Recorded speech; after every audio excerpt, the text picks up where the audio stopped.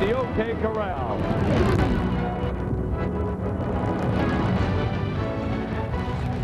October in college football means conference activity. And here in the Big Ten, West Lafayette, Indiana, the Purdue Boilermakers host the Michigan Wolverines. The standings tell you the story, how important this game is, especially for Purdue.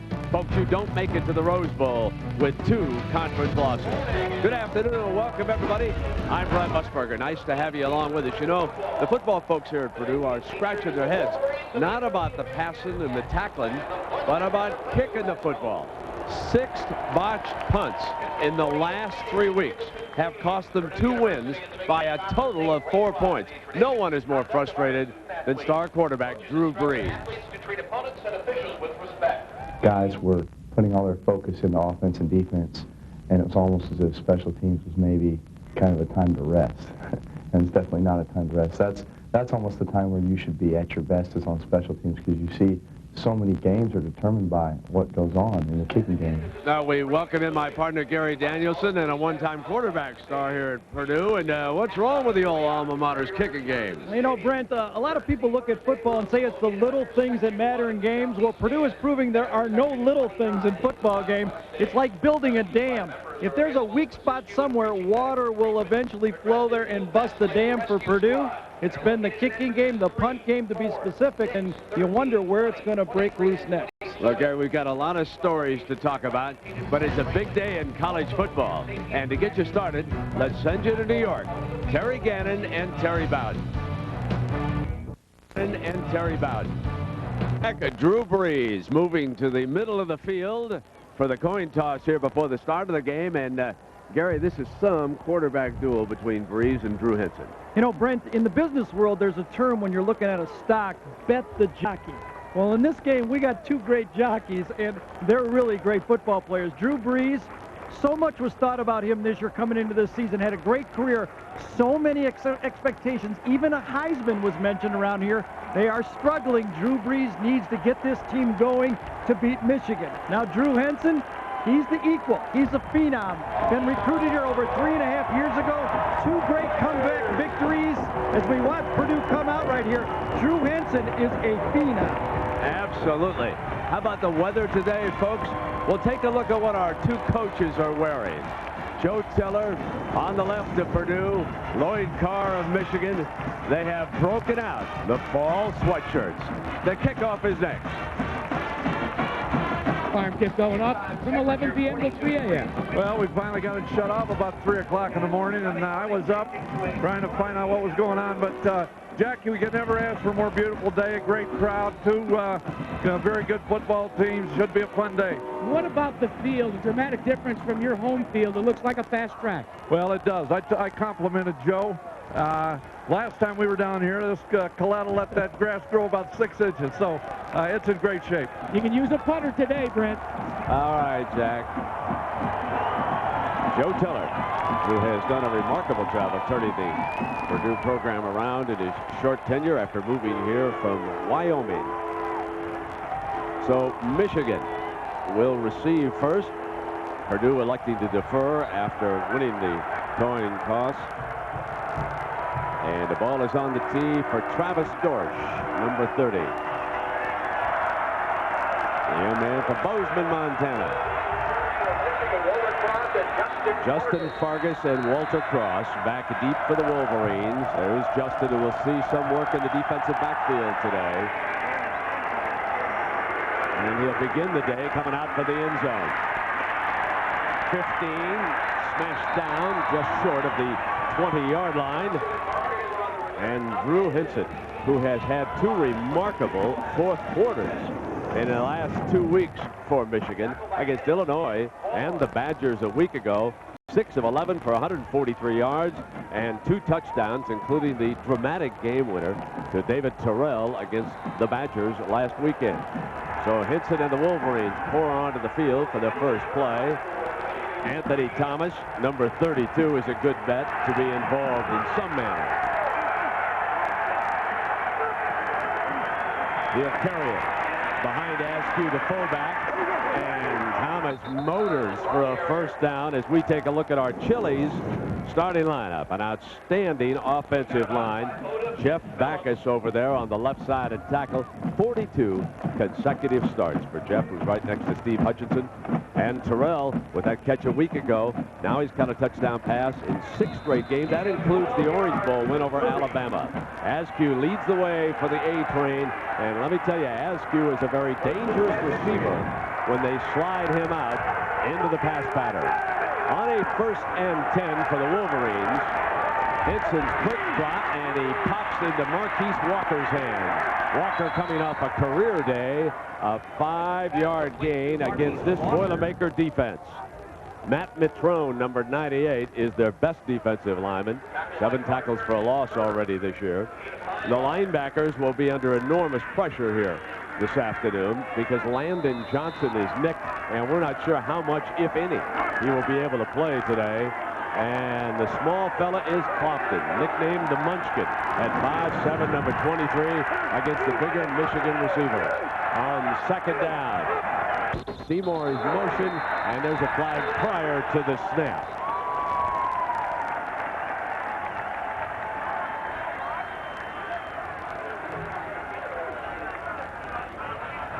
Prior to the snap, dead ball. Ball start, offense. 5-yard penalty, still 2nd down. Jimmy Lapatina is our referee here today. Brent, already twice in this game, Michigan has gone 2 tight ends and run right at the smallest cornerback in this game. I think they're going to try to take advantage and run right at the speed of Purdue and see if they can muscle up. A year ago, Michigan ran for 171 yards in this football game. And Gary, with that penalty, moves it back, and it will be 2nd down and 10 now. Play action, roll right, tight end Seymour wide open, 1st down and out to the 48-yard line. And Gary Seymour was rolling wide open that time. A little bit of the bootleg action that Michigan made famous in their run for the national championship with Brian Greasy. Action going this way, hold there, coming out. Here comes Henson on the move, and then once he gets it to his tight end, Seymour turns upfield, gets a little bit of a shoe duster tackle from Turner. There, a little shoe duster, nothing but air right there, and that got the 1st down. That allowed him to make a gain of 18 yards on that pass play. Terrell is off to Henson's right on this 1st down near midfield for the Wolverines, their opening drive of the game. Another short drop. Marquise Walker, they're playing off. So he's made his 2nd reception, and he crosses midfield for a gain of 3. Clopton makes the stop. There's the game plan being exploited already by Michigan, trying to get the ball to the big Michigan receivers against the smallish corners for Purdue. Clopton, as you mentioned, goes about 5'7", although he held him 2 or 3 yards right there. He was asked if he likes that nickname, the Munchkin, and he says, don't care as long as you play me. So Askew, the lone running back. Henson, sideline. Marquise Walker reaches up and grabs it at the 35. A slick catch as he appeared to be falling, and still he makes a 14-yard gain. Last week, Michigan, I think, looked at themselves, threw the ball on 1st down 10 straight times. In this game, I think you look at Drew Brees, figure he's going to put some points on the board and say, let's try to throw the ball early in this football game. 1st down and 10.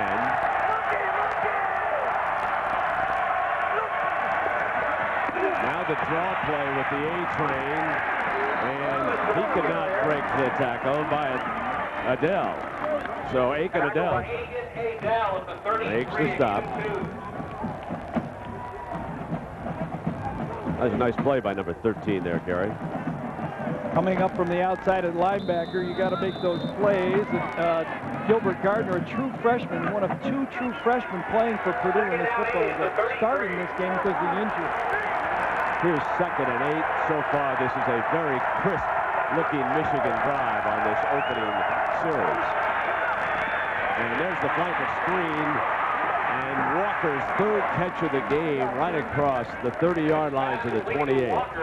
Take a look at the Michigan offense in this game with the Dell Game Solutions. You have to exploit your size and mismatch mismatches if you're Michigan. You got a big offensive line. You have tall receivers against smallish corners. Go right at them. And if you're Purdue, you have to use your speed in this football game. Come at them from the edge and disrupt that passing game with those linebackers, safeties, and quick defensive ends. This is 3rd and 3. They offset the eye. They send Terrell in motion. Play fake.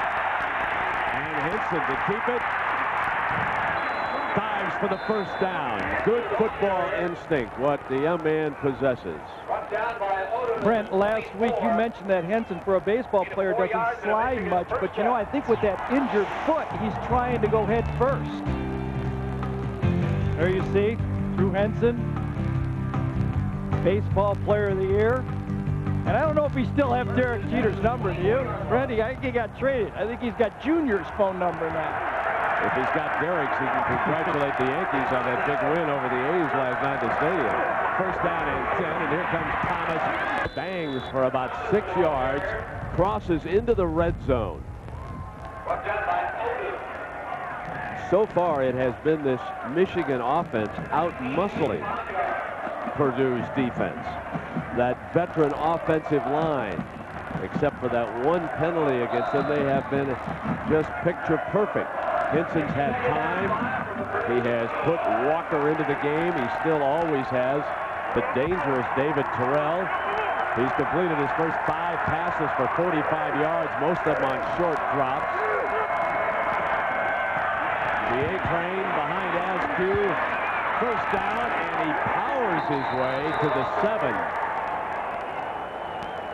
Here it is. They're running the Wisconsin offense, Brent, right now, and taking it right to this quick but smaller Purdue defense. There it is. Tight end's going to come right up. Here comes another tight end right to the outside. Power football by Michigan coming outside. Everybody get someone. Just head up and run. Stick and run. That's good blocking by that offensive line. This was the fear that Brock Spack had coming into this game. Helps to have this turf here in Purdue. He had trouble making that cut last week in Ann Arbor. And this time he cannot get away from the defense as he tries to take it back up to the middle. And Gardner right there, bringing him down inside the 10-yard line. The Wolverines. If you look at Anthony Thomas's big games, they've all been on the road. I think he's more comfortable running on a faster track. He has good games on the turf, and he has good game here. It looks like he's running very well on this quicker surface. Bellamy will be slotted to the left.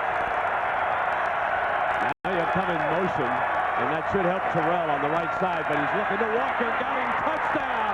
Marquise Walker on a quick slant after they motioned in the other direction.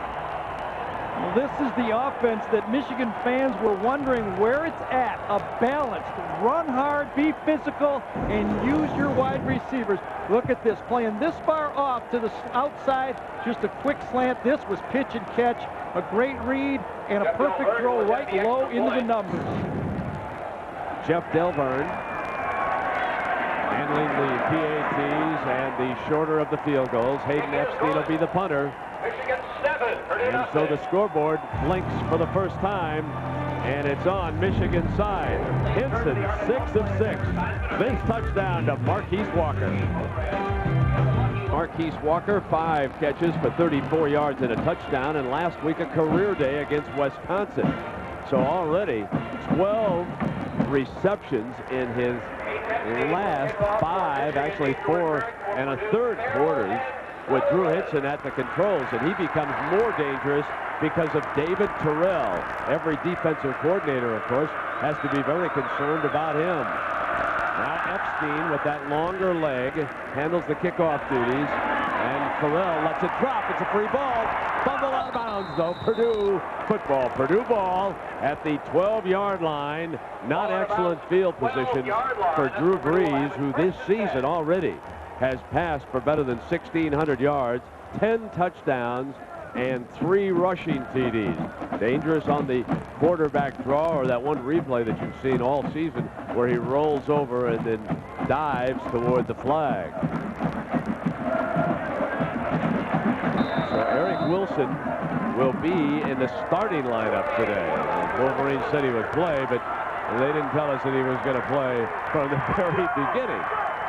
Shotgun look, inside handoff, low, and the Wolverines smack him at the 15. Now, Purdue's first drives this season. Let's go back and compare them in 98 and 99, where they misfired. But look at this year through 5 games, Gary. They haven't done a thing. Yeah, that has been a big concern. Both Drew Brees, Jim Chaney, and Joe Tiller said we must get off fast, and they just watched Drew Henson run it down the field. It's even more important. Second down and 7, and Wilson makes his presence felt right away. He's credited with that tackle on low on first down. Toss play now.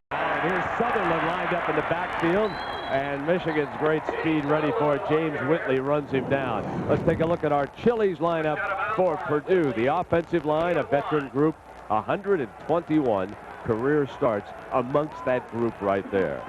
Ton of wide receivers in this all-out Tiller attack. Sutherland lined up at tailback. Already Lowe has carried the ball once.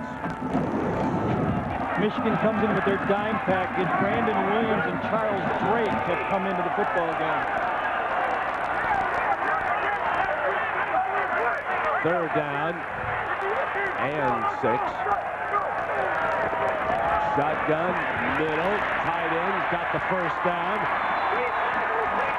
So Timmy Stratton makes the first down for Purdue. We're going to get an update from Terry Gannon back in New York. Terry, nice to have you with us today. They're down there, too, when we were watching that Heupel score. Well, the Boilermakers have their first down on an opening drive of the season. That's hard to believe. Short drop, Brees comes back middle. Sutherland's got it, and quickly they put together first downs out to the Purdue 41-yard line. Larry Foote drops back to make the tackle, and we check in on that defense with Eric Wilson already on the field and making his presence felt. Linebackers will come and go depending on the situation. Larry Foote made that tackle, and of course in that defensive backfield, Williams, LeSueur, Fargas, and now Drake also in on the dime package. Howard with an interception in the end zone against Brooke Bollinger of Wisconsin, and also on the final play of the game. So he had 2 picks last week, and now Drew Brees with a first down at the Boilermakers 41. Play fake buys time. Got a wide open man, and he can't hang on. Keith Dawson. I'll tell you, the Boilermaker receivers, they have dropped a lot of passes on Drew Brees.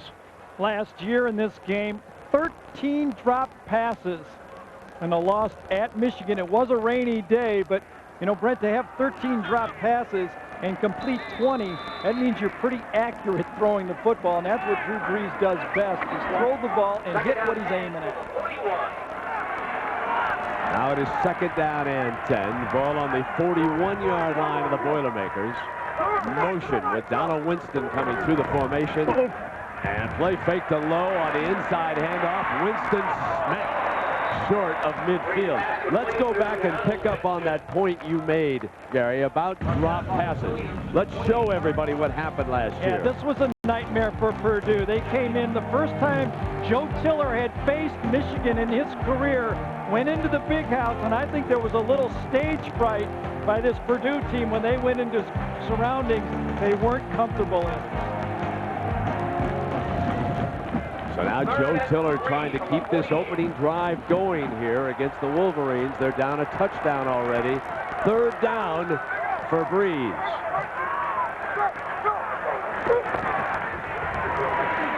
Got his first down. John Standiford out of bounds at the 43-yard line.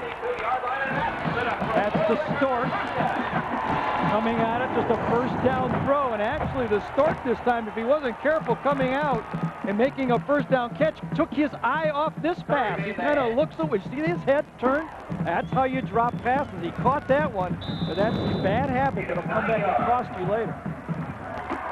Pitch and catch, pitch and catch. Down the field comes Tiller's offense. First and 10.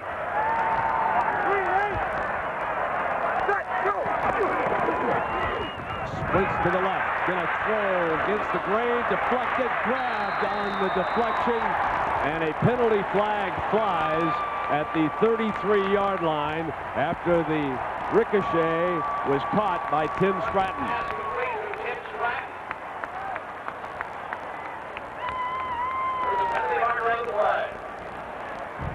May have been that he was out of bounds and then came back to make this reception. It was over on the side where that flag was thrown, and now the back judge will bring everybody away from the sideline. I think what they're discussing is because the ball was tipped, does that allow him to come back?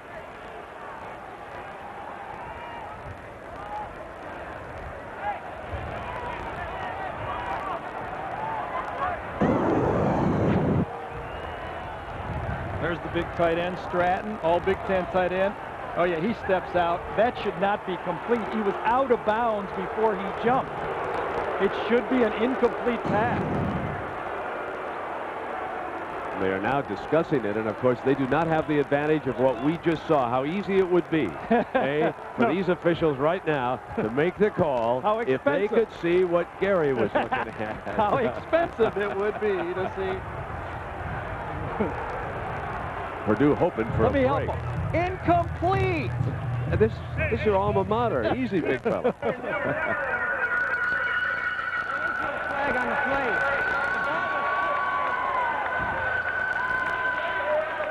On his own, can come back in and catch the ball after the ball has hit a defender. Play stands as ruled.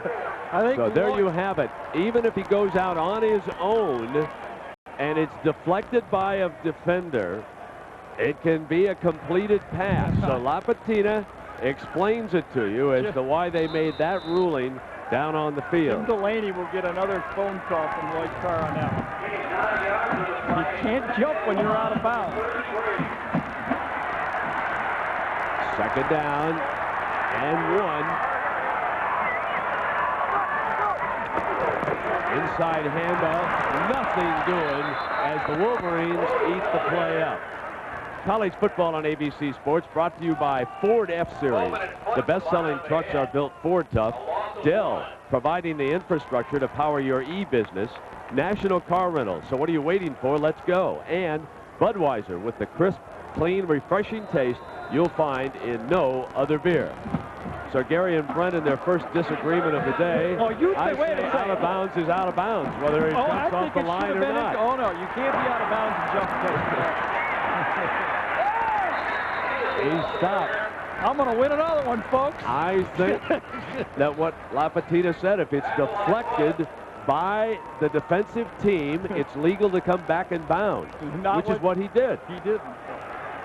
He didn't come back in bounds. No, let's go to something else. I'm 1-0. I know I'm going to know. No game solutions for Purdue in this game. They must get better in first down. 4 yards or more. They were awful against Penn State that last week. And as Brent said before, pitch and catch. Make it easy. Short, controlled ball passes against this Michigan defense. And Michigan needs to manhandle the receiver. Don't try to stop Brees. Stop the receiver. Here's first down. And the quarterback draw. Brees down at the 30-yard line and first down. Well, we asked Drew Brees about this Michigan defense, and here's what he said. They do things that seem unsound with the way that they're blitzing guys off receivers, leaving them uncovered, but then zone dogging and dropping people off to, cover that zone after they blitz that guy. Yet they have great athletes too, and it seems like they're always in the right place. Second down and 7 for Brees and the Boilermakers. Pump fake. First down on a beautiful play that time with Seth Morales, the receiver. One of the great things that both of these quarterbacks do is have a feel just to play football. Not necessarily within the offense and reading the offense, which they do well, but both are athletes. Drew Brees, a great tennis player. Drew Henson, a great baseball player. Both have a sense and feel for competition. Some of the things you just can't teach a guy on the blackboard. Henson 6 for 6, Brees 6 for 7. That's pretty good. Close to the red zone now for the Boilermakers here on their opening drive. There's a penalty flag as Montrell Lowe place to the 8-yard line on a slick cutback. A penalty marker thrown by the linesman. Tackled by Charles Gray. If Michigan jumped into that neutral zone, Purdue will take the play, and that's what it is. Offside against Michigan. Well, a reminder, folks, Monday Night Football, and it's a dandy. NFC Central, the Tampa Bay Buccaneers really take on the Minnesota Vikings, the unbeaten Vikings up in the Metrodome. Randy Moss. Can anyone stop Moss? Well, if there's a defense out there that can, it'll be Tampa Bay. First down and goal from the 9-yard line for Brees and Purdue on their opening drive. Low, going nowhere because Rumashek was hanging on. Michigan's defense nicked up. Jake Freisinger hurt. Rumashek has come back in, had a good game last week against Wisconsin, and now they have Eric Wilson, number 92. Rumashek, there's his rump for Rumashek right there. Coming off the block, making the play. And this is a pretty veteran offensive line, as you mentioned, for Purdue. They've been through the wars. They got a 4-year starter and 2 3-year starters on that offensive line. Now at the 7-yard line. No help on all 3 receivers out here. He's going to shift the man-man, bring the tight end to help block. Going to throw a man-to-man route. Slant and deflected away beautifully right at the goal line by Todd Howard, who had those 2 interceptions against Wisconsin last Saturday. First bad ball that Drew Brees threw in this game. Need to get that down there near the goal line, near the body of the slanting receiver like Henson threw it to Walker a minute ago. That was behind. Look at how hot these 2 quarterbacks are. Henson perfect in his first drive. Brees 6 of 8 for 58 yards. All he lacks is the touchdown, and he would equal Henson's first drive. Let the shootout begin here. Now on 3rd and goal. Brees waits back in the end zone, and through the receiver's hands, they dropped another one. A.T. Simpson. And you saw Drew Brees grab his head afterward. Through this ball, Drew Brees did a great job of staying with the route, being comfortable in the pocket, zings it just slightly behind. Come on. It has to be frustrating for a team that's in a must-win situation. Michigan busts in the secondary, and another drop ball for the Boilermakers. So Travis Dorsch will attempt a field goal of 24 yards. And Purdue is on the board. But instead of the touchdown, they settle for the field goal because another drop pass. Timeout. Gary, we talked about the quarterback duel, and we've got one already, except for the Purdue receivers. And that has to be so troubling. Drew cannot lose his composure now. This team is looking to him for leadership, struggling. 2 losses. They never dreamt they'd have 2 losses at this point in a season. They were thinking Rose Bowl. Now he has to come back to his receivers and say, all right, we'll be okay.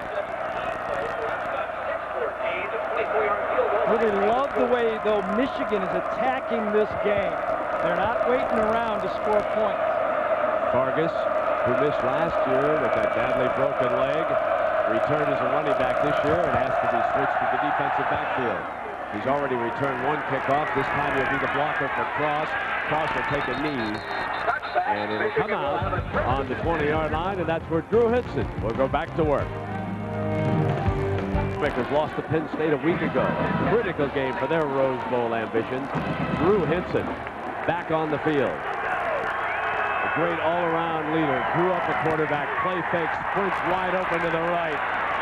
He'll take off and pick up about 5 yards. And Gary, I know you had a chance to talk to Drew about baseball, football. He told you about the quarterback intangibles.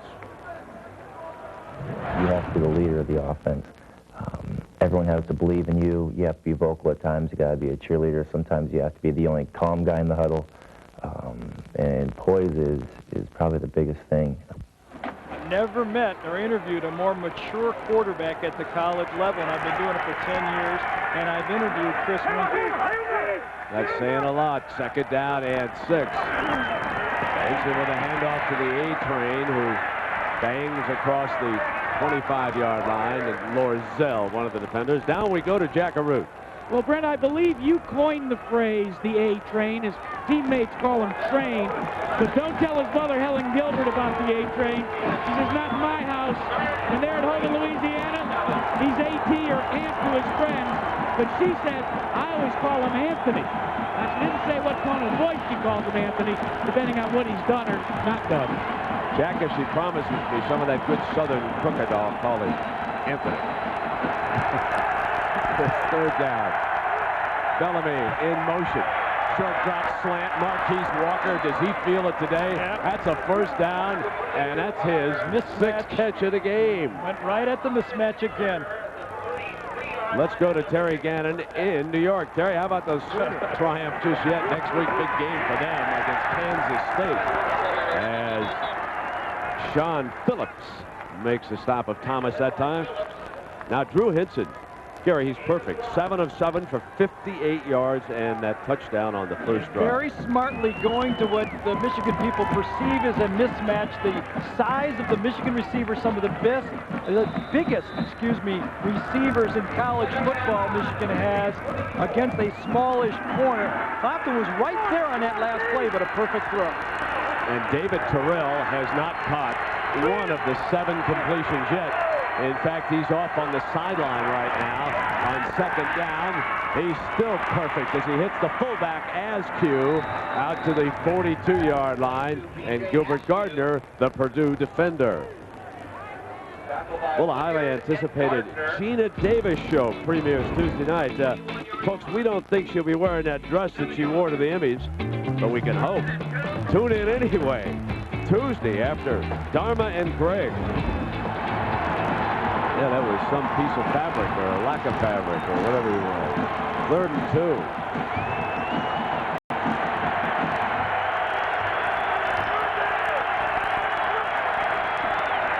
Here's the hand and Thomas. First down, Michigan. No, it was blown dead before that football came out of that scrum. Then Lloyd saying, come on, there was a face mask. You could see his body language over there.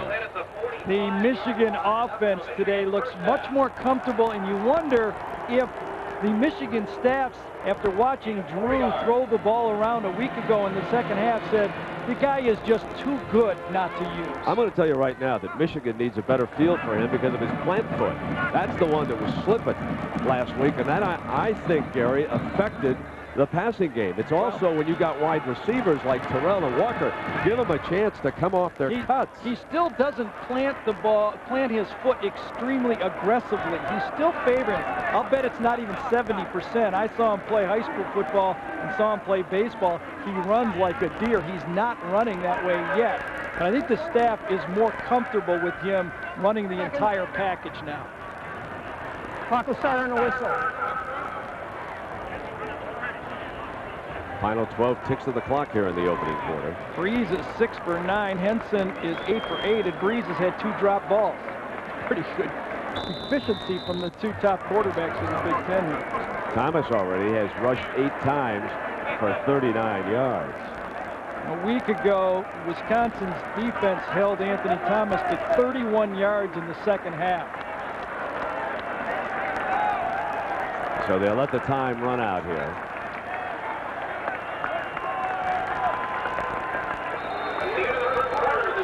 So the end of the first quarter.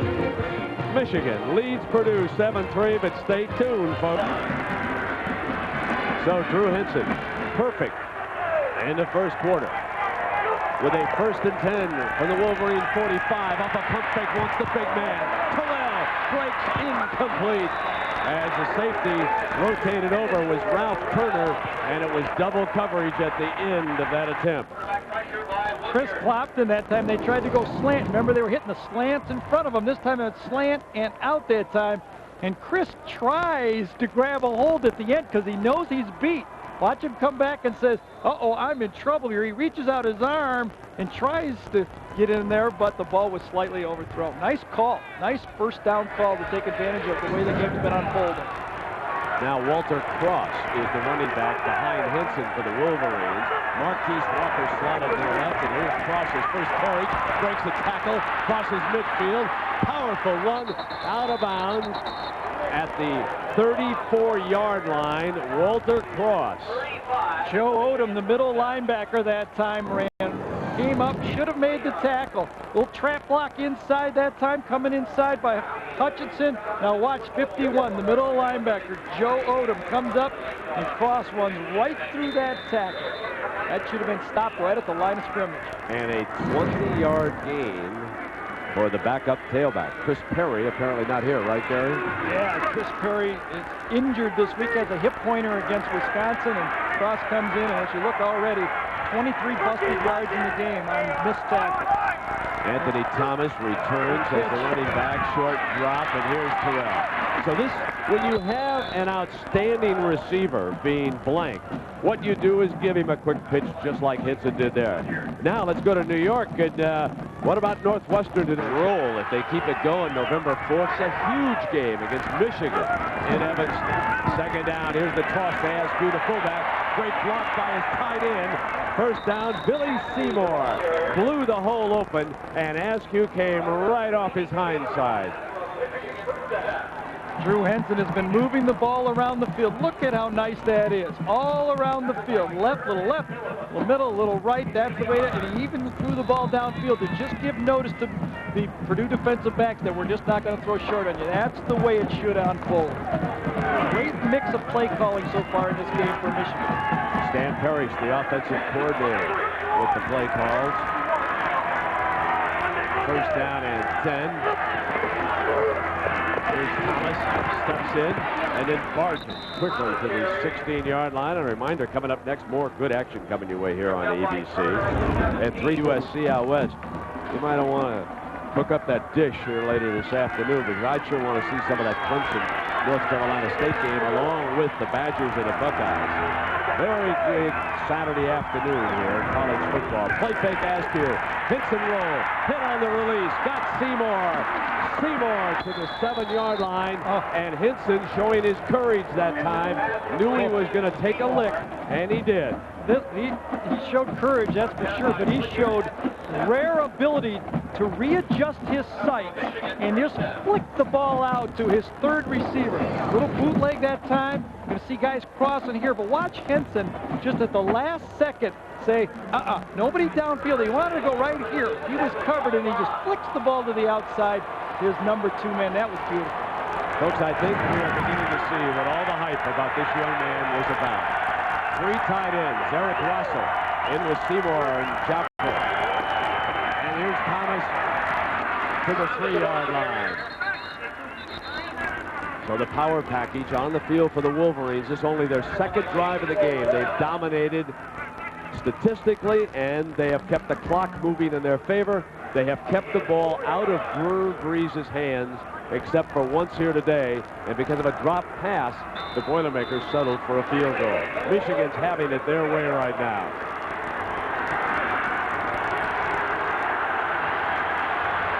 Second and goal. Russell is number 40. He's offset from Thomas. He'll lead the way, and they couldn't, as Purdue stood tall. Jason Lorzell. He's in on that tackle with a lot of help from his friends down there. Lorzell is playing for the injured Landon Johnson. Brock Spack, the defensive coordinator for Purdue, talked very highly of Landon Johnson. Lorzell is a returning starter from last year. You see him blitz inside that time, and the Michigan fullback could not get there in time to make the play. Now you look to the size of the Michigan receivers and try to find a mismatch. Get their tight end package in there. Third down and 4. Askew, perhaps the best of the receivers. Offset at the fullback spot. Henson rolls, wants Askew. Got him! Man, what a throw. Touchdown! Askew, the fullback. What a great formation that was to throw to the fullback out of. It looked like a power formation, and it looked like he would lead the way for Anthony Thomas, but it was pass all the way. Tight end goes to the corner. Right here to the corner. Askew out to the flat. passing 101, goal line passing, a play that everyone has in their book. But watch how accurate. Right on the number that time. Drew Henson hasn't made the first baseman leave the bag yet. Del Verne adds the extra point. Folks, what do you think? Drew Henson's wasted his time playing baseball. 80 yards and 15 plays. An ABC Sports presentation returns after this message and a word from our ABC station. That man, B.J. Askew, had played tailback since he was 9 years old until he was switched to fullback earlier this season, Brent. He said one of the key decision makers to accepting the position change, Michigan said they'd throw to him now and again. And indeed, they are throwing to him. What a weapon he is, Jack. As Epstein hangs it high and a little clomped, and here comes the Munster. Dancing. Nice return out to the 24-yard line. Folks, our Aflac trivia question is about a Purdue quarterback. The answer is not Bob Greasy. Who was the Purdue quarterback when Nixon was reelected president? Nike was founded out of a trunk in Oregon, and Bobby Fischer became the first American to win the world chess title. The Aflac trivia question. An awful lot of good quarterbacks come through this program.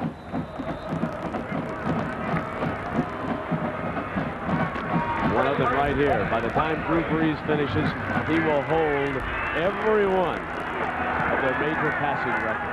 Brees on a roll right, fires, and another completion. Got a first down for the Boilermakers. And Brees would have scored on his first drive in this game, except, Gary, for dropped passes again, especially the one back in the end zone. A week ago was passes knocked down by Penn State. Last year was drop passes, and this gets a little scary, and Drew Brees reacts. At the end of this one, oh, no. Oh, my. You can't throw them and catch them. You got to just keep pitching and depend on those guys to grab. That was Morales who grabbed his second Brees pass of the day. The ball now out to the 37-yard line for Drew and Purdue. Here is the quick hop to Standiford. And the young man finally brought down at the 40-yard line, a gain of about 3 yards. So with Jack Arute and Gary Danielson, I'm Brent Musburger. West Lafayette, Indiana, on a crisp, clear Saturday afternoon, a perfect day for college football. Michigan leading 14-3 because of these two touchdowns. Marquise Walker on a slant, and then hits and rolls and hits B.J. Askew. And the Wolverines lead it 14-3 with 9:47 to go in the first half. Winston in motion. Here's Montrell Lowe. And he slips to the 46-yard line. It appears to be just a little short of the first down. Rumashek, the stop. Pretty good call that time. They caught Michigan defense in their dime package. Purdue came with a tight end and ran right at the dime package to put it into 30 short. Michigan continues to change personnel on defense, switching as many as 5 men as they did just there between each snap.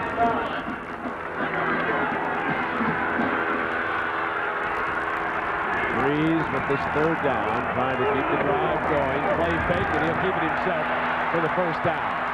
And some. Brees out of bounds inside the 35-yard line. Julius Curry, the fine young safety from Detroit, hauls him down.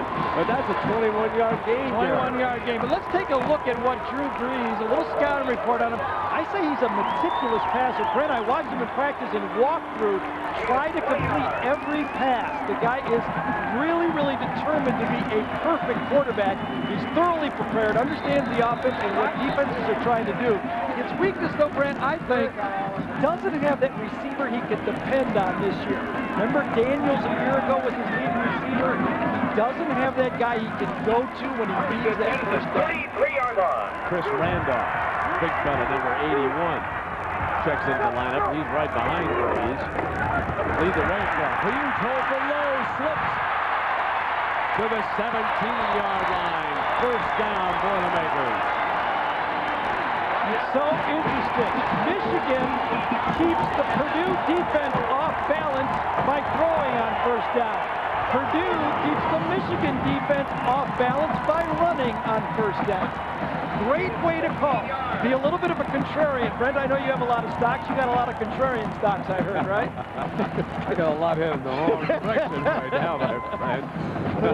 That's what the stockbrokers always tell you when it doesn't go well. Oh, that's a contrarian play. Mine says it's a buying opportunity. First down at 10 inside the 20. Play fake, great sprint, Brees back, covered, is it intercepted or did he juggle it? Yeah, he got it.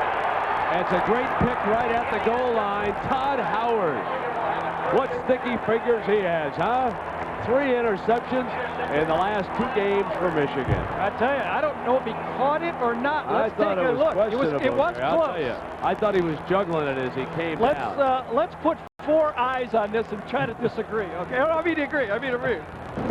First of all, it was quarterback going this way. The receiver, this is the same play that was dropped earlier in the game. Brees is going to make all the action go to the right and then throw back against the grain. Howard stays with this man, though, this time. Turns around and finds the ball. Now, does he catch the ball? He has it there. Oh, no, it came loose. Oh, I thought so. It came loose, absolutely. So a bad break for the Boilermakers, and the Wolverines say, we'll take it. Drew Henson. He's been unstoppable, ladies and gentlemen. And here comes Cross again. And he's to the 24-yard line.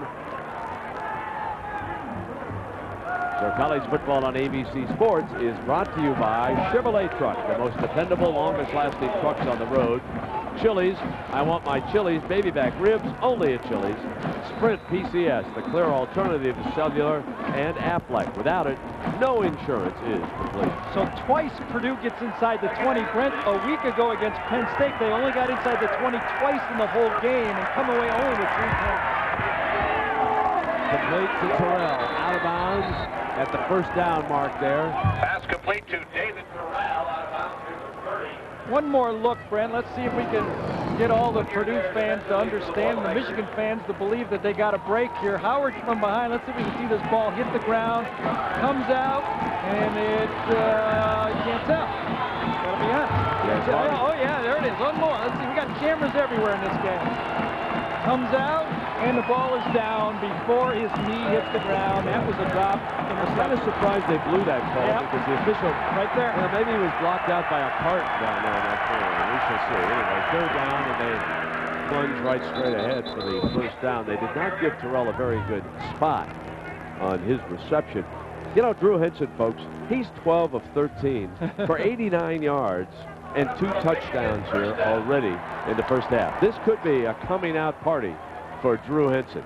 Played baseball in the Yankee organization and was traded to Cincinnati. Well, I didn't put the obvious in the scouting report. He's got $2 million in the bank, but in baseball they call him a 5-tool player. Here we call him a 5-tool talent. He's got it all.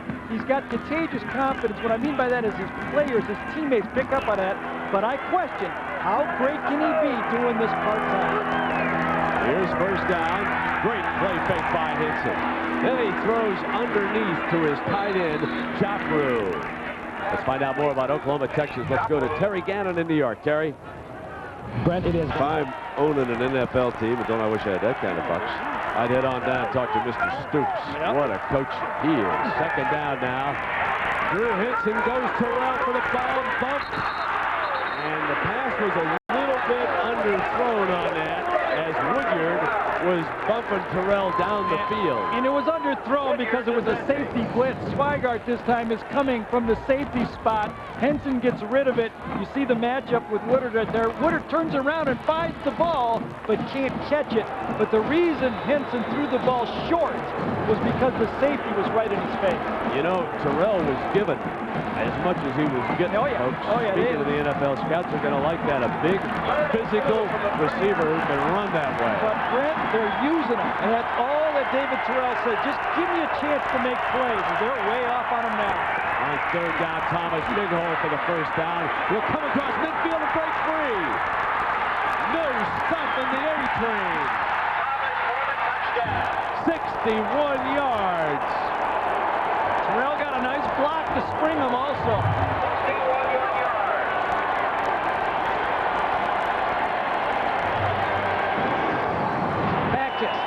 Wisconsin right here, just wall it down. Askew comes around, walls it down. This is what, hey, you catch some passes, then you do some blocking, and now the big guy way out top right here, David Terrell, gets a big block right there. Another receiver right there. That springs it for the touchdown. Wow, is that nice. And the A-Train said, boy, I like this fast track. Looks like a different guy, doesn't he, out here? I'll tell you something, ladies and gentlemen. The A-Train that time was an express. 21-3 Michigan. Detroit, and then Randy Moss was double covered the whole game, and you know what? They just said throw it to him anyway. He's too good. And right now, I think Purdue's going to have to say, we got to start throwing it. Drew Brees threw 83 passes against Wisconsin one game. I think he'll go over 50 passes in this game. Epstein to kick it off.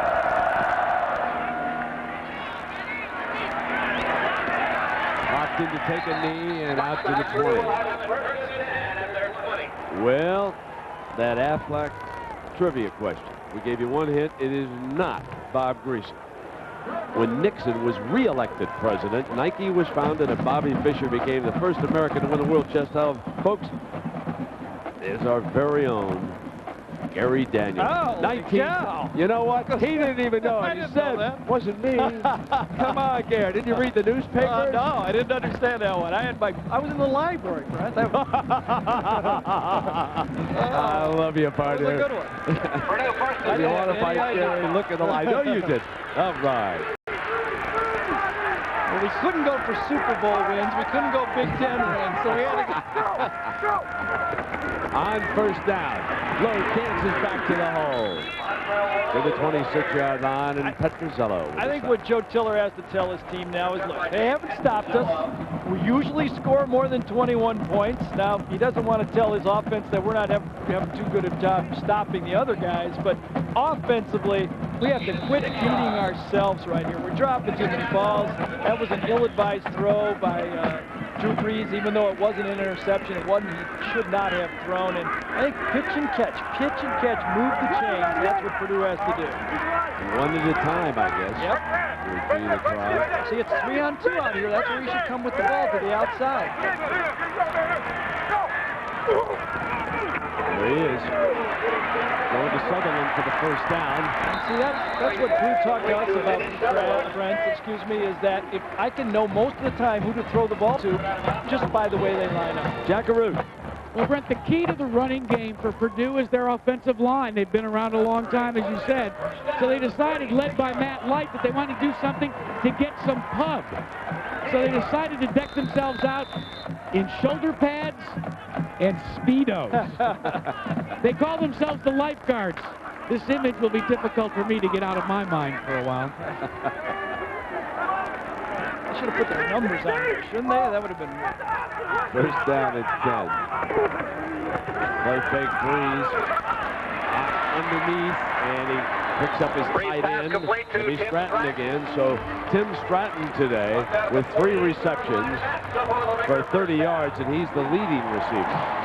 Caught 9 passes against Minnesota 2 weeks ago, but Penn State did a good job of mugging him at the line of scrimmage. They put a guy over the tight end and took the tight end away from Drew Brees and said, we're going to have to throw downfield. Brees getting his tight end, he'll get that completion record going higher and higher and higher. The ball near midfield.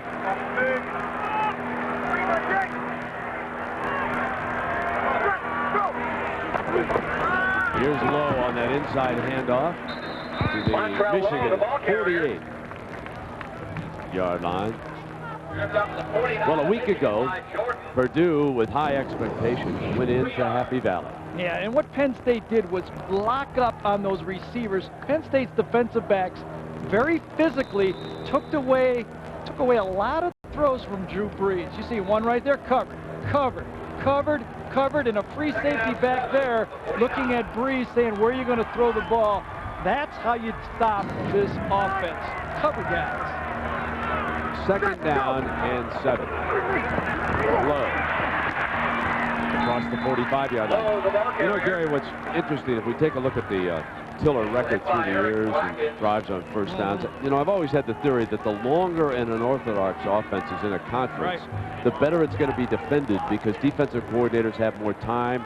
They've played against it. They can break down the tapes of what Joe Tiller has done. They know what his tendencies are. And I suppose that makes the performance of the St. Louis Rams even more spectacular, having said something like that. And my goodness, no one can get that offense out. But definitely Purdue's offense is being defended pretty well and better by teams around the Big Ten right now. Bring the tight end means he's going to throw a man-to-man route. He reads man, bring the tight end for help, throw the man-to-man. First down to Vinny. Just inside the 30-yard line. Vinny Sutherland, as much as a go-to receiver as anybody on this Purdue team, for 15 more yards. Brent, what you were mentioning about the defense is getting ready to stop this offense, the more they've seen at it, you can see another thing emerging as Purdue has not beat the big guys in this conference, and neither has Drew Brees. 0-7 against Penn State, Ohio State, Wisconsin, and Michigan. That's another question about whether this is an offense or a gimmick. And Lowe cannot break free because Rumashek made a great defensive effort. Behind the line of scrimmage. And he has great footwork for as big as he is. Does he shop up in Madison? Just kidding, Drew. Just kidding. Drew doesn't care. He stopped at the 25-yard line.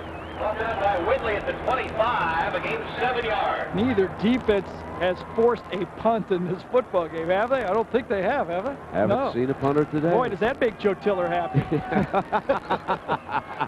Hey, the good news is the punt team's perfect. The bad news is we're down 21-3. What do we say in the open, Brent? It's always something. You know, you never, that's why those coaches do such a great job working so hard, because you never know where that dam is going to spring a leak. Isn't that the truth? Yep. Brees back there in the game. He's going to get the blitz look. Safety's going to come right up here. You watch it. Here he comes. Here he comes. Picked up. Sutherland on a cut as the defensive back slips. Sutherland to the end zone. Touchdown as Julius Curry slips 25 yards to the score.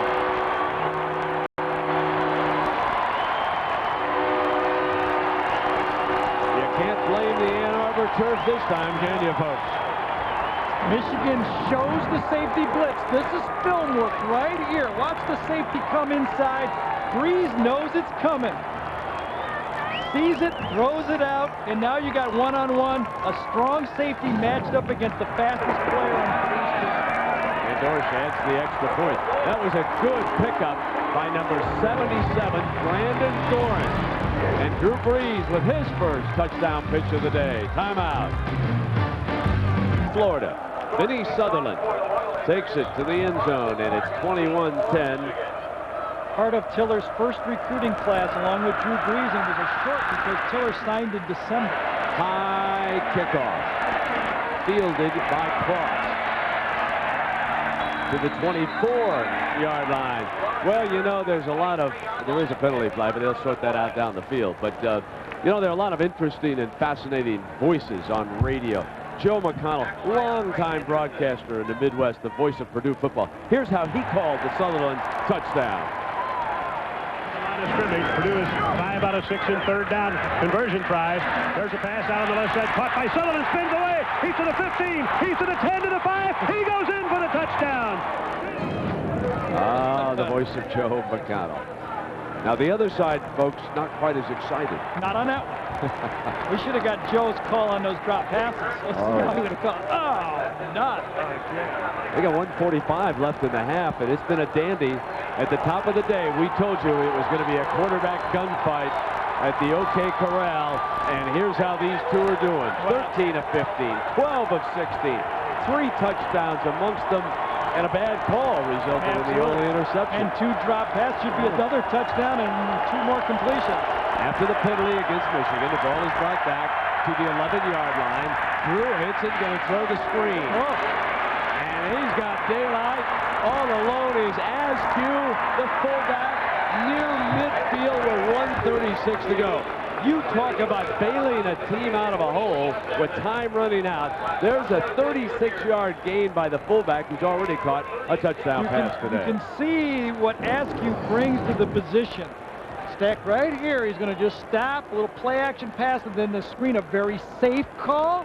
A play that Michigan says, no problem right here. We'll just get it out, see what we can get, try to get the ball to midfield. Then we can go for the touchdown, and look at the speed by the former tailback. Great call again by Stan Parrish. Defensive end Sean Phillips thought he was beating a blocker rather than a receiver and ran right by him. Now it is Terrell, and he twists inside the 45-yard line with Woodyard hanging on. A reminder that coming up on Valvoline Halftime 2000, Terry Gannon and Terry Bowden. A pair of Terrys will have all the scores and highlights. Plus, one of the Terrys will sit down with his brother. I guess we know which one that is. Clemson coach Tommy Bowden to discuss his sacrifices for success. The Bowdens are everywhere. What does Terry Gannon's brother do? Funny hit on the release. And Whitley, who's in as a receiver, but it was whistled that incomplete pass. The arm was coming forward. Anthony Thomas got the big touchdown to the left, but look at kind of spread out. 2 to the left, 11 right up the gut against that Purdue defense that is a little bit undersized, and then 5 to the right side. Very decent tracking across the field, very good passing across the field. All the zones are being attacked by the Michigan offense.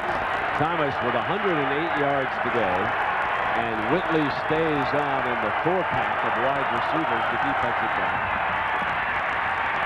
Nixon got Terrell, spins, still on his feet. Strength and balance, folks, to the 31. A future millionaire. Yep. 13 yards on that game. Yeah, a current millionaire to a future millionaire. That's right. The money line in Michigan. And it's all Terrell. And it's all legal. Yes. Firing again. This is Marquise Walker. First down, and this is a thing of beauty, folks. Backed up at the 10-yard line, coming down against the clock. They've still got 1:02 left on the clock. They're going to be scouts drooling about this quarterback. I mean, this kid's, you know, I wondered about all the stuff, Gary, when we show up in Detroit, but I'm not wondering anymore as I watch him play. Now Hickson, look at that rocket. Right there on the money at the 6-yard line. As Terrell grabs his 5th pass of the game. First and goal for the Wolverines. For Terrell, 5 for 44. Marquise Walker, 7 for 51. 2 touchdown passes, and there was movement on the checkoff. Movement in the offensive line, so a little miscommunication there. You have to wonder, looking at Drew Henson here, Brent, again, just the big decision he has to make. I mean, a millionaire third baseman. Prior to the snap, then ball start, offense.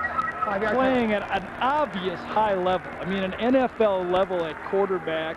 How do you make a decision like that? And when I talked to Drew, it was one of those things. I said, I know, Drew, you can compete currently 6 months a year, but can you compete against Peyton Manning the way you have the potential to be 6 months a year? And he said, Gary, I know I have to make a decision soon. Yeah, that's the big point. There's the fade. Terrell will go out for it, out of bounds. He was double-teamed all the way.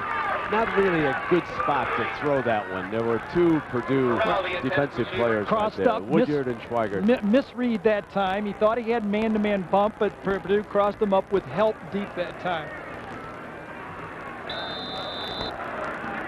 Michigan still has 2 timeouts here. They can throw the ball anywhere on the field. They don't have to throw it to the outside. Well, this is the first half, 18 to 22 for 179 yards. Second down now and 11, and 4 wideouts, including Whitley, on the field. And there's the handoff to the A-train, and he takes it to the 6-yard line.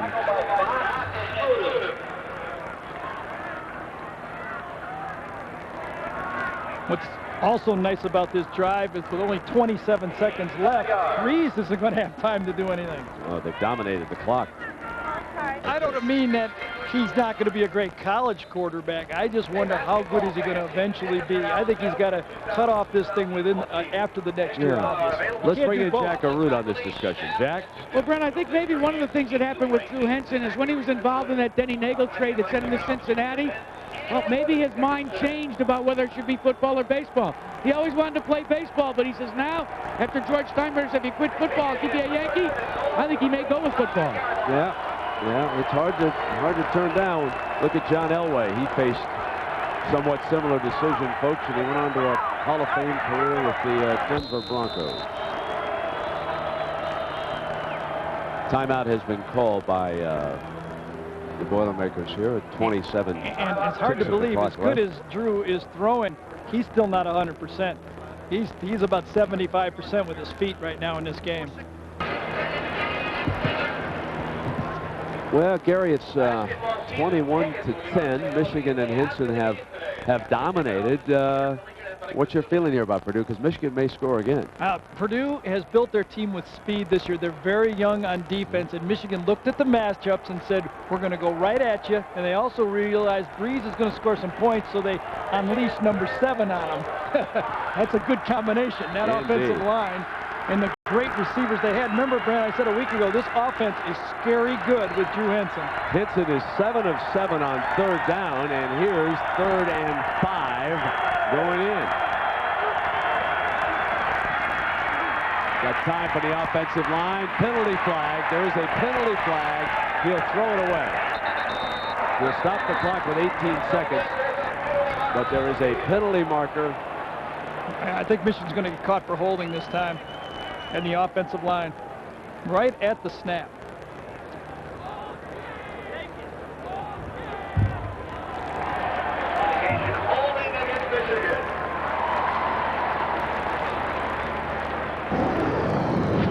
I think it happened. It was one of these two guys right inside, right at the beginning. It happened. And you can see the grab right there. Right there. It's happened on Mitrione. It was with Hutchinson right there. As Mitrione beat Hutchinson just as Henson left the pocket. Hutchinson, by the way, Brent, could become only the 4th player in Big Ten history to be a 4-time All-Big Ten player. Yeah, I think he's pretty well got a lock on it. Yeah. He doesn't get hurt. He'll be going on to a fine career. He's an outstanding offensive lineman. Powerful fella, good character, hard worker. He's got the whole package. Here comes Henson. Michigan still has a timeout left. Their longest field goal of the year is only 33 yards. They haven't been great in the field goal area or the kicking game either this season for Michigan. Well, they got 18 ticks of the clock left. They'll take a crack at the end zone here on 3rd down. And why not? Henson will step up, fire end zone. Got Terrell for the score, just like that. Henson's 3rd touchdown pass of the first half to David Terrell, and Michigan, with 4 possessions in the first half, puts touchdowns on the board all 4 times. That was a laser shot into the end zone that time. A laser shot. That ball didn't drop 1 inch from the time it left his hand. Folks, in watching this, I want to send along a warning to Ohio State. Wisconsin must be a pretty good football team. Michigan didn't do anything like this. They didn't call these plays in the first yards this half and 1 touchdown. Walker 7 catches for 51 yards and also a touchdown.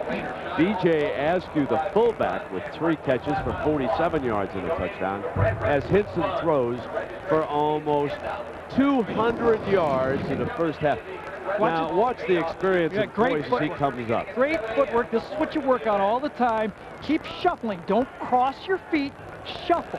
Shuffle. Never cross your feet and then rip it. And that's how you rip the ball right there. And look at that great follow through.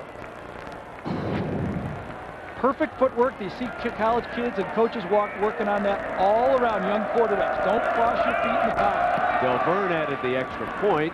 Epstein picks it off again, and it'll come out on the 20-yard line. Gary, I've got a question for our friend Bo Schimbeck. Hey, a longtime legend. Bo, when's the last time Michigan threw 23 passes in the first half, my friend? Just asking, folks. The Hula Bowl when he coached the Bowden. So here's the comparison.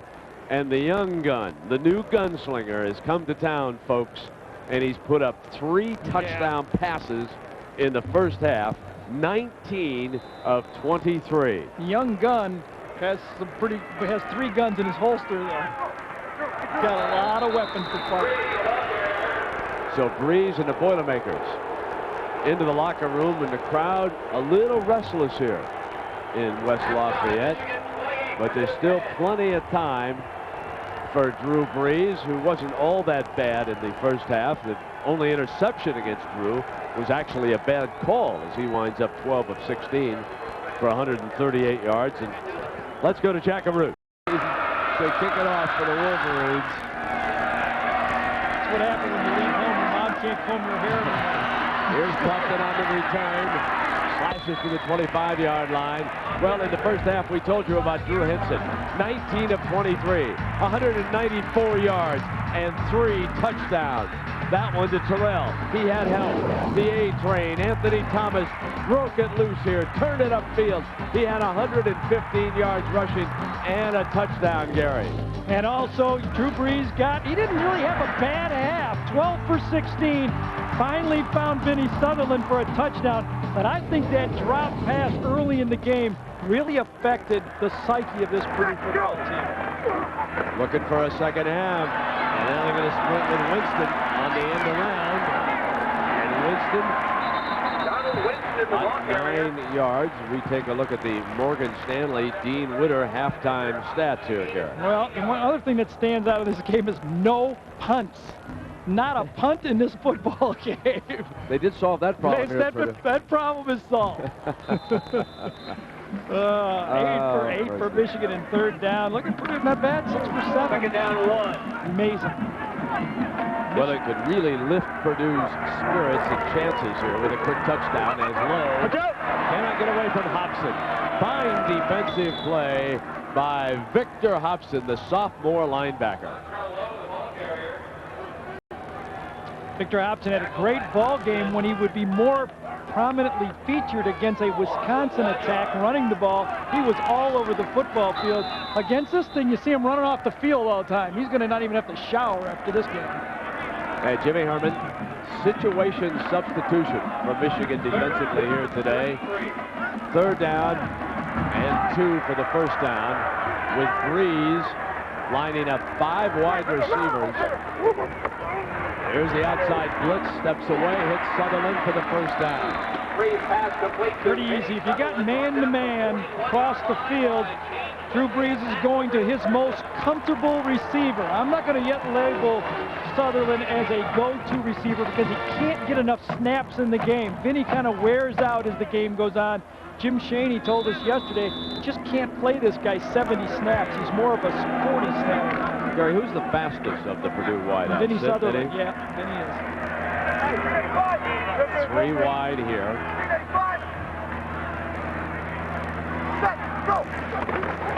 And Montreal Lowe's got the middle. Breaks free again. And finally out of bounds at the 30-yard line. That was James Whitley, but it's a 29-yard run for Montreal Lowe. Michigan player down the field that time. I think it's Rumashek, the defensive end, who's had a pretty good football game to start out with. Yep, that's who it is. Dan Rumashek, the sophomore. They've already lost Jake Freisinger at that position. But neither team's defense has even been able to slow down the other team. The only stop so far in the game has been a drop pass and a dropped interception that they called a completion for an interception. Right up the middle of the defense. Rumashek, let's see what happens if he gets whipped by somebody, one of his own guys. Well, that's kind of hard to figure out. He just kind of dove and landed on his own knee there, didn't he? Montreal Lowe's been pretty impressive in this football game. That was his best run of the season, Barry, that 29-yarder. So a strong opening drive by Purdue as Rumashek, who's been active defensively, a young man from Addison, Illinois, appears to be all right, and hopefully he'll be able to return soon for the Wolverines. Evan Coleman, number 39, checks in. And he'll replace Rumachek for the time being. First down at the Wolverine 30, and if Purdue could strike quickly, we'll be right back in this ball game, folks, with this offense, if they could find a way to stop Drew Henson. Maybe they can get Gene Cady to run that Big Ten defense that he always runs out there for that other defensive unit. He's no running back, football man. One of our Olympic basketball coaches just back from Australia. On the toss play to Cedric Brown, who's in. And Cedric is belted out of bounds at the 26 carry. It looks like Purdue has decided to come to run against this situation substitution, at least so far. Yeah, they're going to try to take some clock, but when you're down 28-10, you can't do too much. But Brent, you know, a lot of people think this offense is a mad bomber offense, but if you look, 36 of Drew Brees' touchdown passes have been inside the 10-yard line. This is a ball control offense, and that's what you're going to see Purdue try to do in the second half. Second down. Brees, pop middle, got the tight end again for the first down. And number 89, Timmy Stratton, and makes another catch. And he has 4 catches for 37 yards. Sutherland, the leading receiver, 5 for 74. Very nice. Drew Brees again checking out the defense. He sees 2 deep safeties that time. He says, I'll go to my tight end over the middle. 1 free safety. He knows it's more man-to-man. All the things that a quarterback has to do when he breaks the huddle. Check the play clock, safeties, find out if the cornerbacks are playing man. Go left to right, have a routine, and then snap the ball. Each snap, the quarterback has to go through a progression. And just like a golfer, Brent, he has to do it every time the same way so the defense can't read him. And it was Cedric Brown again with his second carry, and Petrozello making the stop. Jack Arute sends up word from the field that Rumachek suffered a stinger, and the Michigan medical staff evaluating that to see whether or not he can return. Second down and 8. Purdue deploys 5 wide receivers. They bring Sutherland in motion on that end-around play that they like, and Sutherland's speed carries him inside the 10, out of bounds for a Purdue first down. Dwayne Patman, the free safety there. I think Joe Tiller did a great job with his football team at halftime and said, let's not try to score 18 points in one drive. Let's go down and get points in every drive and take our chances. Let's hold the ball, let's be patient on offense, and let's see what happens towards the end of the game. Maybe we can get back into it. Perfect coaching. Here's the first and goal.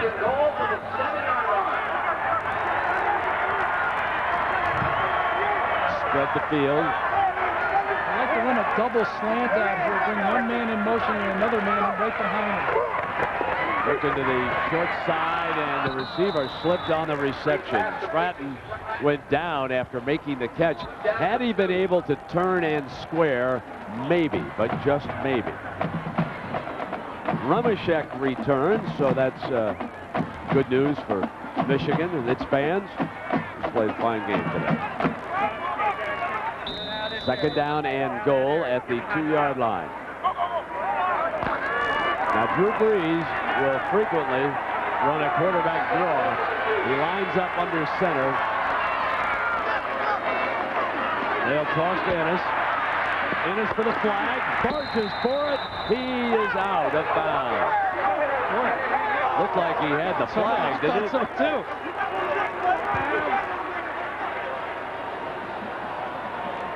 Must have been out just before he made contact over there. Steve Ennis, number 44. Eric Brackens had a shot at Ennis that time. Kind of took a bad angle for the tackle. It looked to me like he got the pile. I think Ennis is looking for the delayed call. This isn't the NFL. There's no review. He wants Tiller to throw a red flag on this thing. Can you get a guy for celebration when he doesn't score? There he is, over the top, no doubt. Touchdown, Purdue. If he didn't get it the first time, he made sure that time. And I think you're seeing why Lloyd Carr defense against Purdue. He knew he needed a lot of points against this offense. Exactly right. Just a root him out play. Innes goes over the top, big back, gets in for a touchdown. And, you know, I think that's a perfect game plan with your, you know, Tiller comes out and says, let's take our time and score. But Lloyd Carr looked ahead. He knew his defense couldn't just shut him down. So he says, we're going to come out and not wait till the second half for this game. Should throw this drive back. Only 75 yards. Yeah, Everything else been 80 yards. Looks like Purdue's going to go for 2 on this one. Also. This is a minnow drive. Purdue will take it. Trying to make it a 10-point. They're going to go for 2 here.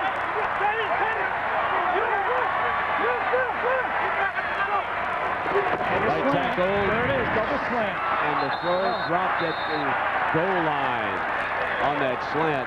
Actually, Brandon Williams made the defensive play for the Wolverines on Seth Morales. I actually thought Purdue's right tackle moved too quickly, but there was no flag. Didn't see it. I was watching the receivers, Brent, but he had A.T. Simpson. I watched some practices.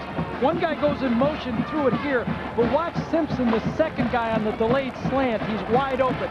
Goes to first receiver, then there's the second receiver, and look at wide open for a touchdown. They got a tough break. They actually could have used the penalty call. Right. And then they're going to take another crack. We got timeout. Oh, Purdue to kick it off here early in the third quarter as they score on their first possession of the second half. Travis Dorsch and Cross from the 2-yard line on the right hash. And he is out of bounds at about the 23-yard line. Folks, how do you improve on this? And Gary, I'm not sure that I have ever seen anything quite like this. No, I haven't either. That's not only is impressive. I don't know if I've ever seen a first half where a quarterback had such a perfect game as Drew Henson had either.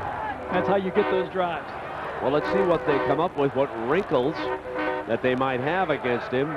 Brock Spack is a fine defensive coordinator, and Purdue has played well defensively, except for the first half against Michigan.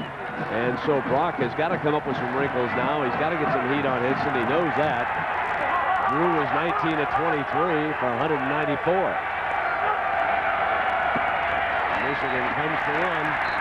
They'll bring the A train, and Brent Botts, the defensive tackle, makes the stop. Not only did they run all directions in the first half, not only did they complete a lot of passes, they did it all over the field. Every little area of the field has been attacked beautifully in this charge. And that's what, when you look back as a quarterback and as a play caller, offensive coordinator, Stan Parrish, he says, we're attacking the defense perfectly. 2nd and 10, and they split Anthony Thomas out of the backfield as a wide receiver. And they're going to throw it to him right away. Set a screen for Anthony. And Thomas to the 32-yard line. Nicely designed play there, Gary.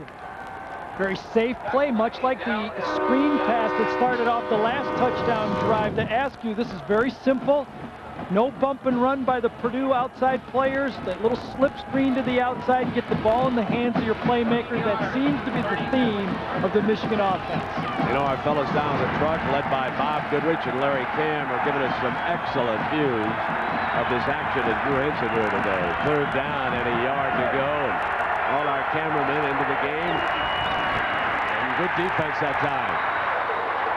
That Purdue defensive front was ready here in a short yardage play. Matt Mitrone, number 98, was right there.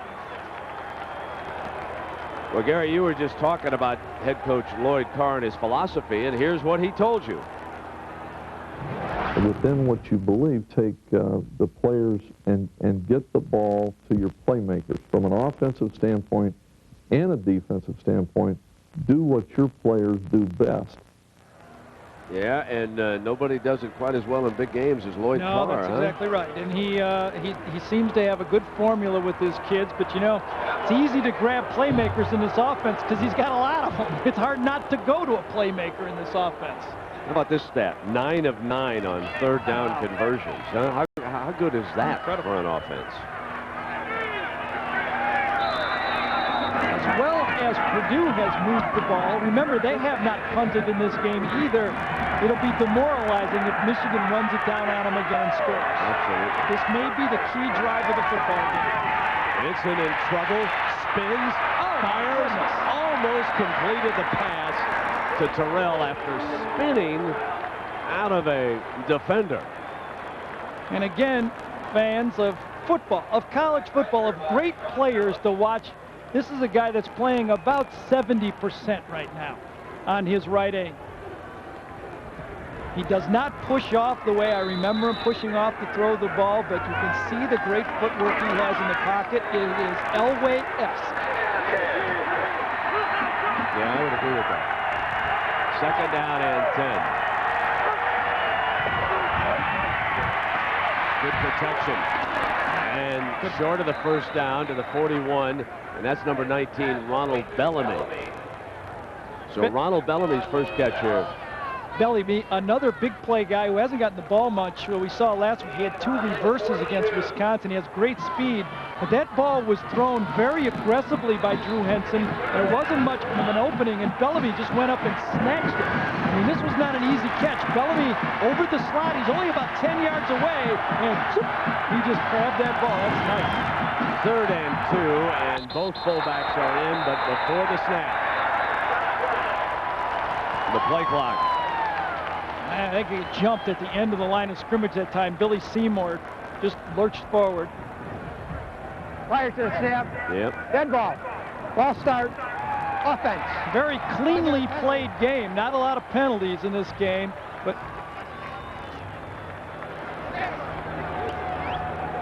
so Michigan leads Purdue 28-16. With Gary Danielson and Jack Arute, I'm Brett Musburger. A key Big Ten match.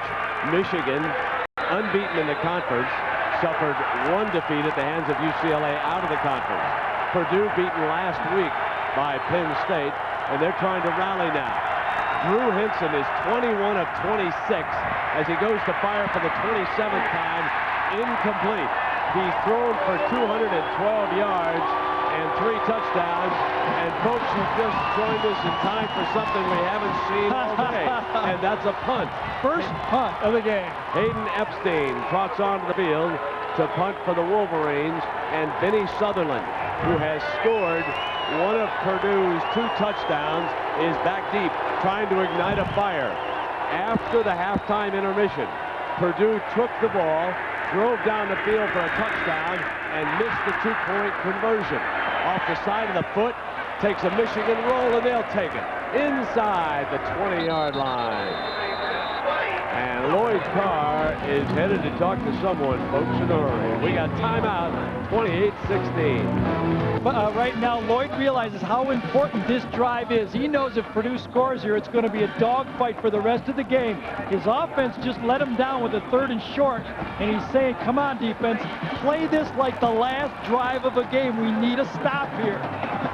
Purdue trails by 12 points right now. When he yanked his headset off, he appears to have damaged it a little bit, so Lloyd's repairing it so he can hear his assistant coaches. 4 down linemen. They fake the end around. Brees has got a running back wide open, and Cedric Brown out to the 27-yard line. So patient Drew Brees is. Had guys looking for the home run. That was a play looking for a home run ball. It wasn't there. He read his keys. He remembered what he looked at in film. He didn't get the look, so he just dumped it off and is going to try to move the chains. All you young quarterbacks out there, the big play will happen. Watch these 2 guys taking the little plays. Brees keeps it. First down. Hit the mark. Run all the way that time. And for you folks who joined us, let me show you 2 plays that Purdue would dearly love to have back. In the first half, on their opening drive, they drove for what would have been a touchdown, but the pass is dropped in the back of the end zone. They settle for 3. Then a bad call. They gave Michigan the ball on an interception at the goal line, and Howard obviously did not have control, but Michigan took it and marched for another touchdown. Now it's 1st and 10 here for Purdue. Drew Brees sprinting to the left. Drops it off to Sutherland, and Sutherland is out, and you just can sense a different rhythm with this Purdue team this half, Gary. Brent, I think they went in at halftime and said, listen, they haven't stopped us. Come on, we're beating ourselves. We can move the ball on these guys if we're just patient. Let's just try to make first downs, and let's not try to do everything in the first half. I mean, in the first drive, excuse me. You look at the pass chart for Drew Brees. Look at how accurate this guy is. Remember, 2 of them have been dropped. He is amazingly accurate. 2nd down and 2.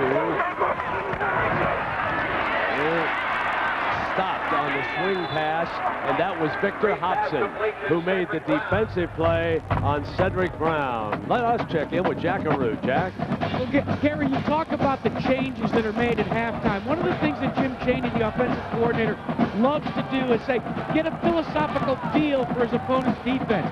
Then he says, I'll narrow down 100 plays to maybe 20 to 25. And then he says, at halftime is when we make our big adjustments. Looks like, as you said, they've done a good job. Here's 3rd and 5 after the defensive play by Hobson. Big play in the drive. Brees with time. Stratton right at the 1st down mark. He's going to get the spot. 1st down, Purdue. The theme of stopping Drew Brees is mug the receivers and get a hand in the face of Drew Brees. Watch how long he has to throw this ball. He's just going to stand there, no pass rush at all. Wait and wait and wait and wait for someone to get across that 1st down line and throw it. He's too accurate to do that on 3rd and 5. He's got to get a hand in his face. There's a handoff now and ground to the 46, and Dave Petrozello was asked about their attitude. After Brees is successful, what do you do? Patience. You know, this team is just one that you have to keep going. You got to keep going. You can't start letting his big playmaking ability get you down, you know, and going out there and just having the attitude of not quitting and keep going. Well, here they are on 2nd and 6. Incomplete. Trying to thread the needle. Whitley with good coverage on the wide man. It was Keith Dawson on the sideline. That was a big play for the Wolverines right now. And they switch 5 different players. Jimmy Herman, now a 6th man. Fresh will bodies. be rotated. Keeping fresh troops on the field, Gary. Right. Remember last time, no pressure on the quarterback. This time, let's see if Jim Herman tries to change it up and put pressure by rushing more than 3. 3rd down and 6. 3-man rush. Brees waits, middle, got it, 1st down. John Standiford to the 41-yard line. Can't really fault Jimmy Herman. Remember, he bought the safety blitz on the touchdown to Sutherland. Now he rushes 3 guys, and Brees picks them apart. Accuracy from a quarterback is key, and both of these quarterbacks are showing that if you get what you look at, how good an offense can be. No pass rush. The freshman cuts across the middle. Not very good coverage by Michigan that time. Poor technique in your man coverage, and you give them a 1st down. 13-yard gain to the Wolverine 41. Michigan's DBs could be wearing down. There's that inside handoff, Cedric Brown. And he barges to the 36-yard line, and Hobson again. Well, we go back historically, and you can see how Brees measures up with Chuck Long. He was a great Iowa Hawkeye quarterback. 75 touchdown passes now, with that one in the 1st half to Vinnie Sutherland.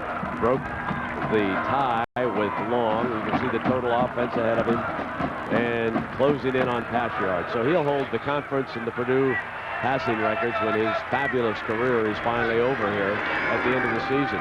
Brees has got it. On a quarterback keeper, not much out of it because Whitley read it well, and number 5 quickly moved to the attack. On that play, Drew Brees has the option of keeping that ball on his own. The rest of the offense didn't even know that time he was going to keep it. Look at that, 20 for 25. He's 20 at 25. Henson is 21 at 27. Folks, we have had the gunfight at the OK Corral between these 2 here today. You know what, Brent? The fire alarm kept us up awake last night over at the hotel. We stayed with Michigan, but I don't think Jimmy Herman slept anyway. 3rd down and 3. It's the Brees fires complete. to the 25-yard line. Yeah, first big-time catch. That's the first one Brees kind of pulled the string on it, and his senior receiver bailed him out this time. A little bit of pressure up front. Brees sidesteps it to the outside as he goes right past Eric Wilson that time, throws it a little low, and Sutherland comes back and picks it out. Andre Henderson is split out to the left for Brees. On a play fake, he's going to run again to the right. Got an alley. 15 and out of bounds. So college football on ABC Sports is brought to you by the new 2001 Pontiac Bonneville, luxury with attitude. Morgan Stanley, Dean Witter. Move your money, get well connected. Dr. Pepper in your local Dr. Pepper bottler. Dr. Pepper makes the world taste better. And BASF. We don't make a lot of the products you buy. We make a lot of the products you buy better. Brent, us along with a lot of people up in the press box at halftime, we're talking about Michigan as being maybe the best team in the country. I don't know if their defense is the best team in the country, but this is a young defense, a lot of injuries. Second down and 2 after the Brees run. And Lowe back on the field, slips through. Touchdown, Purdue! They score on their first 2 possessions of the second half.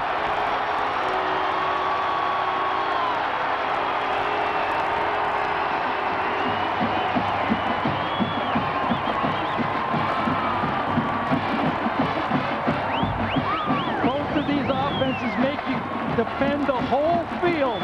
Brees throwing, Brees on keepers, bootleg passes, and all of a sudden you hand it off to a guy you can't hardly even see behind that senior offensive line, and they poke it into the end zone to make it 28-23. Travis Bush adds the extra point. So now Lowe is carried 14 times for 100 yards and this 16-yard touchdown. Timeout. Purdue closes back to within 5 of Michigan, 28-23. Still 4:12 left in the third quarter. Purdue has scored on its 2 possessions so far this half, and they stopped Michigan and Drew Henson for the first time today.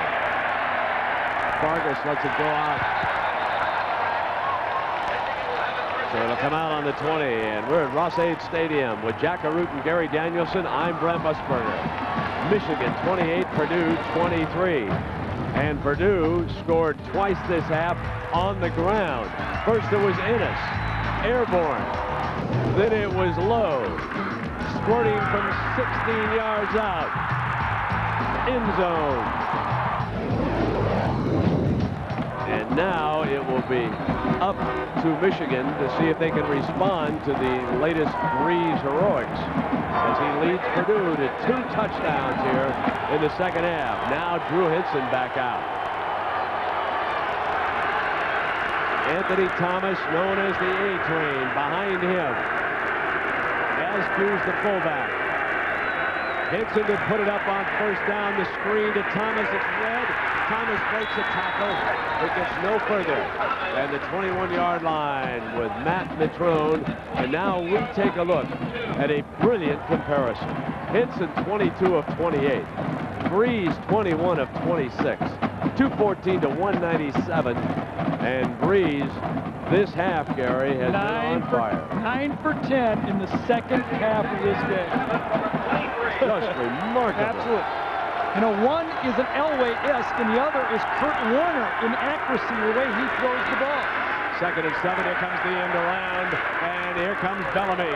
Bellamy out of bounds at the 36-yard line. First down, and we send you to Jack Arute.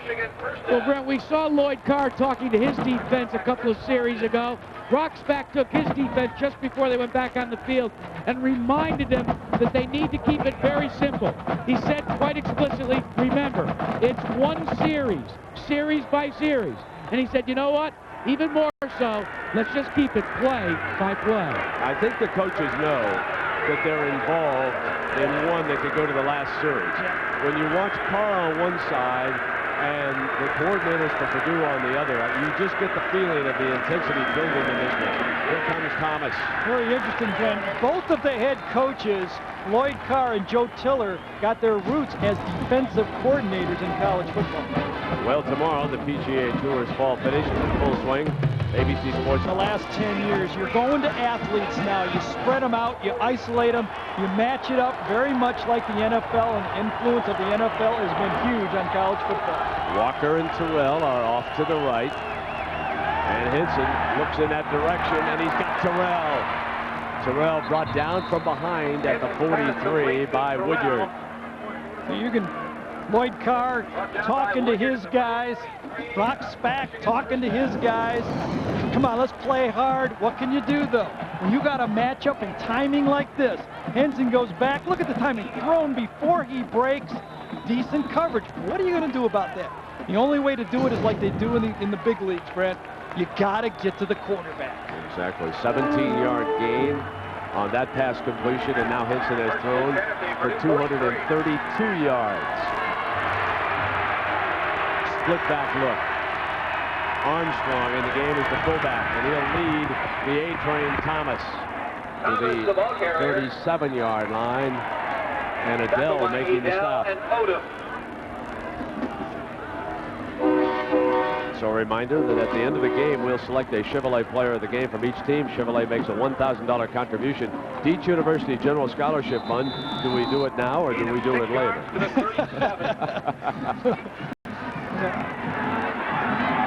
And Terrell limped off to the side after that completion. So he's out of the game right now on 2nd and 4. Seymour and Joffre, the Wolverines, the two tight ends. Looks like a blitz off the corner. They blitz the run, and Thomas is short of the first down. Joe Odom was in on the stop down there. A situation for Michigan and their field goal kicking. Remember, they've only been 3 for 9 this season, and them being on the 32-yard line, I think they're in 4-down territory. No matter what, they've got 2 yards to make, of 2 downs here to make a first down. Jackaroo, what's up with Terrell? We see he's coming. Well, we know he's coming back in the game, my friend. What happened? Yeah, but Kurt, the thing you have to be concerned about is the reason he came out. He's starting to cramp up. It's kind of cold, and I'll tell you what, if you start to cramp now, you got another whole quarter to go. 3rd down. They run, and Purdue ate the play up. Thomas never had a chance. They stormed the walls, the Boilermakers did. Now they have to punt, don't they? Jason Lorzell makes another big play for Purdue. Very interesting decision here by Lloyd Carr as you look at this stop. I mean, Brees is going to gain yards no matter what happens. Lorzell's going to come right over the middle right here, just like he stopped it earlier in the game. Comes in from the linebacker stunt. You might as well go for it. What's the difference if you give the Drew Brees the ball on the 40 or you give it to him on the 20? He's going to gain yards. I think I'd rather have, say, Henson give it another shot. Very, very good point, Gary. I agree with you. 4th down and 5 for the first down. And a timeout, though, is going to be used as the final seconds tick away on the 3rd quarter. Yeah, that's what it was. So they'll get a chance to discuss it over on the far side. Drew Henson, Lloyd Carr, and the rest of the Michigan Brain Trust. And we'll come back for the 4th quarter. It's a decision to make. Brent, a new holder here. Watch for a changeup by Michigan. That is not their regular holder in the game. Whitley, and it's a punt. They're going to pooch punt. Yeah, nice play. Epstein out of it, try to get the ball inside the 10 if they can. It's a great call. Out of bounds, as Epstein, the regular punter, is also their long field goal kicker. And with that setup and Whitley, they do punt it out of bounds, and it's out at the 5-yard line. Nice so play. Tough field position Yes, here. it is. And I think Drew Brees says, hey, when we started this half, we were down 28-10. Now it's 28-23. I don't care if we have to start the game and start this drive from our end zone. We got the ball with a chance to take the lead. So Drew Brees, who drove the Boilermakers to scores with their 2 possessions in the 3rd quarter. They have closed to within 5, 28-23. And it's Montrell Lowe behind the right sideline, perhaps the 6th, and a busy, important day in the Big Ten, the month of October, and Northwestern blowing out Indiana 31-14. Michigan State and Iowa in a dandy there. Iowa desperate, and Minnesota up 5 on Penn State coming off the Purdue win. And later here on ABC, you'll see unbeaten Ohio State against the Badgers of Wisconsin. So a lot of things happening around the Big Ten. One of the headlines has to be the work of Northwestern this year, and Gary Danielson's young son. He's had a great season for them. And they've got a terrific running back in Damian Anderson. Perhaps early in November, if they keep going, and they play Purdue next week, that won't be easy for them up there. How about that showdown, Michigan-Northwestern? Would that be something? On the 4th, that was Rackets who limped off for Michigan as Drew Brees sprints out of the end zone, fires, almost picked up by Whitley. A dangerous pass over there to Morales, and Whitley had a shot at it. That time Drew Brees got greedy. He had Sutherland for a nice 5 or 6 yard play. He passed up his first completion, trying to get a big completion that time. Watch Sutherland to the outside. He's going to come in and then go back out, and he's wide open on the play. Sutherland comes in, goes back out, throw him the ball. That might be a first down. He goes for the big play and almost gets burned. Now here's the 3rd down that Whitley and the Michigan defense want to stop Brees and Purdue on right here. 3rd down, and give Henson decent field position after the punt. From the end zone, Brees responds, got it, no, dropped. It looked for a moment like Sutherland might hang on, but it was Whitley over there again, making a big play off the corner. Whitley having a huge afternoon here for the Wolverines. 2 good plays. He's been busy. He really has. And Brent, I wouldn't, you know, I know that was close, but I think that was a good defensive play by Whitley that time. Whitley was right there. Wouldn't really call it a drop ball this time, I don't think. Whitley's right there to jar it loose right when it was there, and that's what you want your defenders to do in a passing game. Now, it looks like they've changed punter. No, and here's the punt. Scott Kurz is the punter, not Travis Dorsch. That is a huge change this week. This is the first time we've seen the Purdue punt team, and remember they've botched 6 of them in the last 3 weeks. Low snap. Penalty flag is down. Bellamy from the 46. Coming up the middle, Bellamy. And Bellamy brings it to the 25-yard line, but there is a penalty flag thrown by the linesman. Bellamy is going to be a great player before he leaves Michigan. He is fast and fearless, too. Well, Michigan will decline that. I'd say field position inside the 25-yard line. Lloyd made a great choice there. A little pooch punt down to the 5, stopped the Boilermakers, and all of a sudden he gets the ball on the 25, 1st and 10. Yeah, that was a great decision. You know, I think at first they were probably going to pooch punt Drew Henson. Yes, I think they were too. Because they have done it. They were going to line him up back in the shotgun. Then with the timeout, they said, let's set the long field goal. The wind's now at our back, and maybe we can decoy them that way, and they certainly did. Nobody was back deep, and that play worked for the Wolverines. Now an important drive.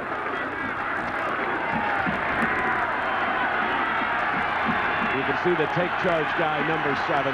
There's no question about who runs this Michigan huddle. There is no doubt. And he's 23 of 29 for 232 and 3 touches today. Thomas, they've used him on screens when they're spreading. This time they run away from him with the fullback Askew. Penalty flag comes flying. We're going to get holding, though.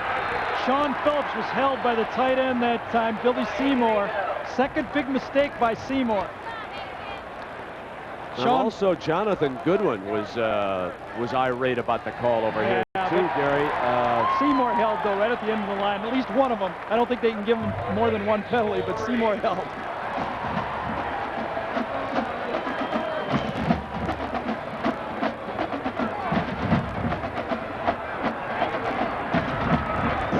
Match right up at the end, so right out here. I think this is where it happens right here. Phillips, 53. Phillips forces him in, and when he cuts back in, you see the jersey just grabbed, and that's going to be the holding penalty. There's a field judge has his eyes right on the tight end every time, and they're going to call it facing any jersey just at all wrinkled. Michigan at the Purdue 35-yard line. First down and 21 for the Wolverines. Drew Henson hits Thomas, and he's to the 23-yard line, almost the original line of scrimmage. Joe Odom making the play defensively here for the Boilermakers with 13:10 to go in the fourth.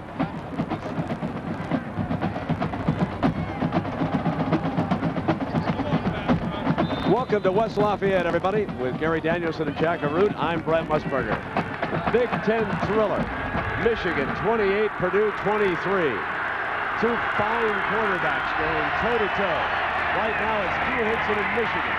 Second down on the drive, and Marquise Walker short of the first down for the Wolverines. Marquise Walker with 8 catches today for 60 yards. Ralph Turner from Dallas, Texas makes the stop. David Terrell is playing now at about 75% capacity. He is saving himself. He's limping out when plays that he's not involved in. Maybe he's saving himself for a little bit of gas he has left to catch a ball, but he is not 100%. This is 3rd and 2. Here he is right at the bottom of the screen back there. Henson looks downfield. Gets rid of it. Incomplete. It's 4th down, and now Michigan will attempt the field goal. I think they wanted to go to David Terrell deep that time, and he couldn't get down the field. David has to tell his coaches that he's not 100% and come in with somebody else. Here's the fade. Look at Terrell. Cannot run full out. No one to throw to, and they had to go off to the sideline. There it is, half speed. David needs to get out of the game, get some salt pills or something. The regular holder, John Navarre, is in this time for Jeff Delverne, who will attempt this field goal for the Wolverines. And Delverne hits a 34-yarder, and Michigan's lead goes to 8. Timeout. Purdue 23 and Gary Danielson 23 and Gary Danielson. This has been a quarterback flameout. Yeah, it really has. You know, it's fun to watch. Both coaches have let these guys do it. They're the centers of their offense right now. Drew Henson is the center of the Michigan offense. They're going to let him ride this team the rest of the year, and he's going to take them as far as they can go. Now Drew Brees comes on, down 8 points with a chance now to tie the game. Out of the end zone and out on the 20, and we go to Terry Gannon in New York for an NU update. Did not catch the story. A couple of the coaches at Northwestern, including head coach Randy Walker, are very close to John Matsko of the St. Louis Rams staff. They went down in the spring and they studied what the St. Louis Rams were doing to attack, and they have used some of that at Northwestern. Obviously, it's working. Here's Drew Brees. Speaking of offense is working, sliding, first down, Purdue. And you know, Gary, when you talk about gunners like we've got on the field, you know, when you think basketball, there's one guy you think of from Lebanon. Around Purdue, the all-time gunner is Rick Mount. And the only way you could stop this guy was to foul him or get a hand in his face. And the gunners we have out here today, just like Mount, can't be stopped. And also, he played for Gary's father-in-law, George King. Fine coach here, and later the athletic director. Nice gentleman. First down and 10. And from the gun, it's Brees. Middle, got it. And it's Stratton at the 35-yard line. Nice duck by our umpire. It's not like he doesn't know there's going to be passes today. He read that one beautifully and just ducked right underneath it. Take a look at this right here. He's going to come up and look at the play, and then he realizes he feels it. He's studied my films. I know they like to cross the guys, duck out of the way, and get the completion. That's nice. Good job by Jimmy Herman. You mentioned it before, Brent, keeping fresh players on the field to rush the passer. Not a sack in the game. On 2nd and 7, low to run on a slick cutback. And Brees out front to block for him as Lowe picks up a first down at the 45. College football on ABC, brought to you by Dodge and nearly 3,000 dealers who invite you to come and see what's different. Burger King, got the urge? Ameritrade, it's how you get somewhere on Wall Street. And Thrifty Car Rental, the car you want, the service you expect, all at a low rate. Just what you want, just Thrifty.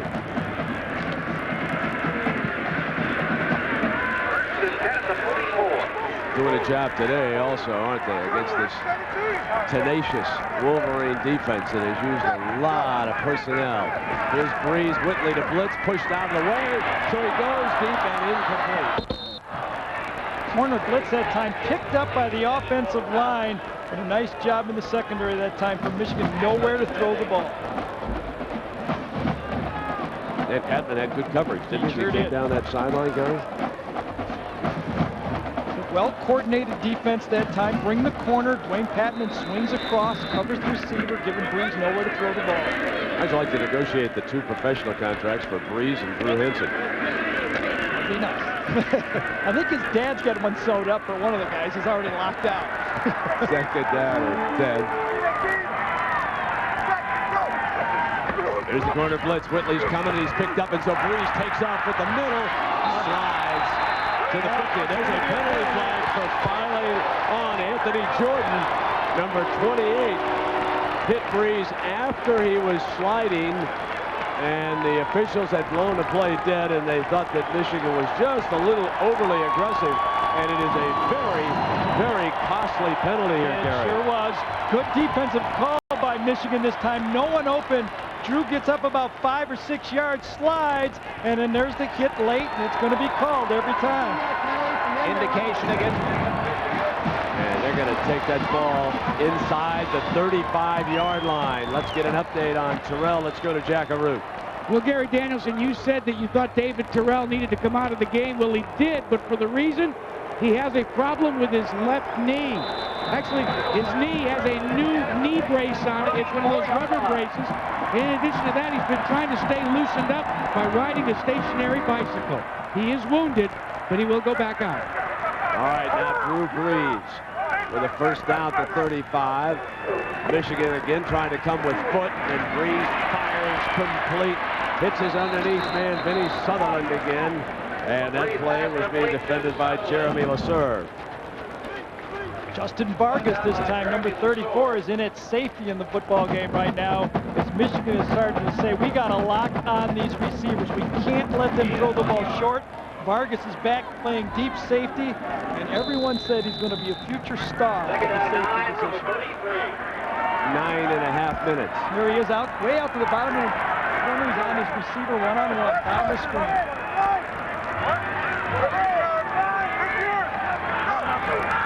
Brees gonna fire quickly, and here comes Sutherland. Got the corner out of bounds at the 16, and a penalty flag. This one could be against Purdue. Silly penalty, way behind the play that time. I think it was Timmy Stratton, the tight end, took a block that was 20 yards behind the play. He's going to get a call. And that will nullify a slick 18-yard gain. Brees to Sutherland. First bubble screen I've seen Purdue run in 4 games. Teams have been taking that play away from the Purdue offense.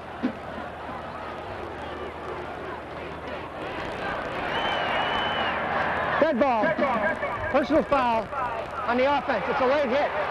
15-yard penalty from the end of the run. The offense still made enough yards for a first down. It'll still be first down. That is the first penalty assessed against Purdue today, and it earns the tight end Stratton a spot right next to the head coach, and that might be the worst penalty of all.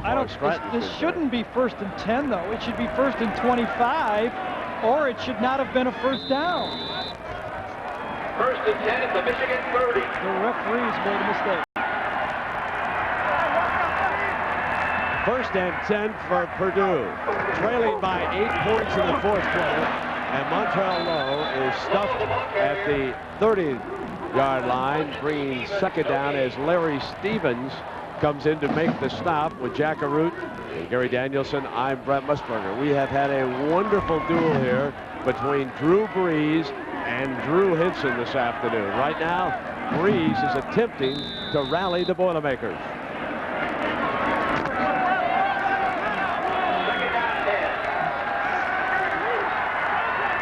Michigan starting to match up all around the field up top. Complete. And the tight end makes up for it. Tim Stratton earns a first down. Now, this is what Stratton got the what for over here with Coach Joe Tiller. Oh, yeah, he's and upset. I mean, don't you be doing that, young man, following a play and getting a stupid penalty like that. You understand? We don't tolerate any of that around here, or something to that effect. Yep. And then perfect read by Drew Brees. He found the one matchup on the field that it was a receiver against a linebacker, and that's where he threw the ball. 13 yards, low, tiptoes, then dashes to the 10-yard line. Nifty inside move by Lowe. Brent, I'll tell you what the Purdue players like about Joe Tiller, though. They don't mind being yelled at like that because he put them back in the game. Every player can take that from a coach. It's when you get benched on a play like that that everybody starts to say, oh, man, I don't want to make that critical mistake and lose my job. Joe Tiller will give you an earful, then he puts you back in there and says, go play some football now. Exactly.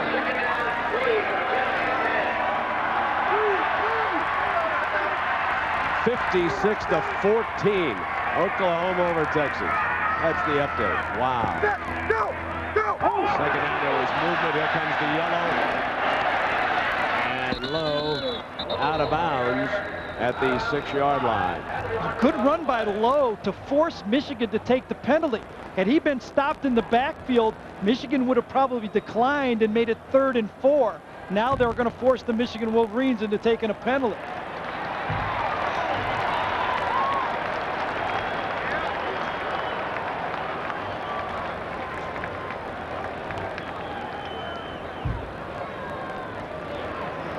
We have 2 fouls in the play. Illegal motion on the offense, offside on the defense. Most penalties are offset. We'll repeat it now. Yeah, let's remind everybody right now that coming up next, we've got a lot more fine football. Big Ten, Ohio State, and Wisconsin. The Buckeyes are unbeaten, but they'll have trouble in Madison. Count on it. Nebraska, #1 in one poll, 2 in the other. North Carolina State and Clemson should be a dandy coming up, and also Arizona, USC out west. All right, so it is 2nd down and 3. Purdue trails by 8 points, a touchdown and the 2-point conversion. Here's Lowe, and he is swallowed by the middle of the Wolverine defense, Larry Foote. Junior inside linebacker who's very active, number 17, played well last week, then injured his ankle and did not return, but he made a nice stop there. I thought that was a curious call, 2nd and a medium that time. Michigan loves when Purdue lines up with 2 tight ends and runs the ball. They're used to running that defense. They need to spread and expose this Michigan defense out. And you can see how we've had 2 dandy rushers today. Thomas and Lowe both averaging over 16 yards. 3rd down and 3. Michigan's going to blitz here. Oh, and Brees over the middle has the freshman touchdown. They're a 2-point conversion away as John Standiford dashes into the end zone for Joe Tiller's offense. But now a critical 2-point conversion. Brent, I think you'll see again why I do not like going for 2 early in the game. Had they kicked the extra point earlier, an extra point now ties it. Crossing route, Michigan backs way too far that time away from the play. That close to the goal line, you can't take those deep drops. And an easy crossing route puts it into the end zone.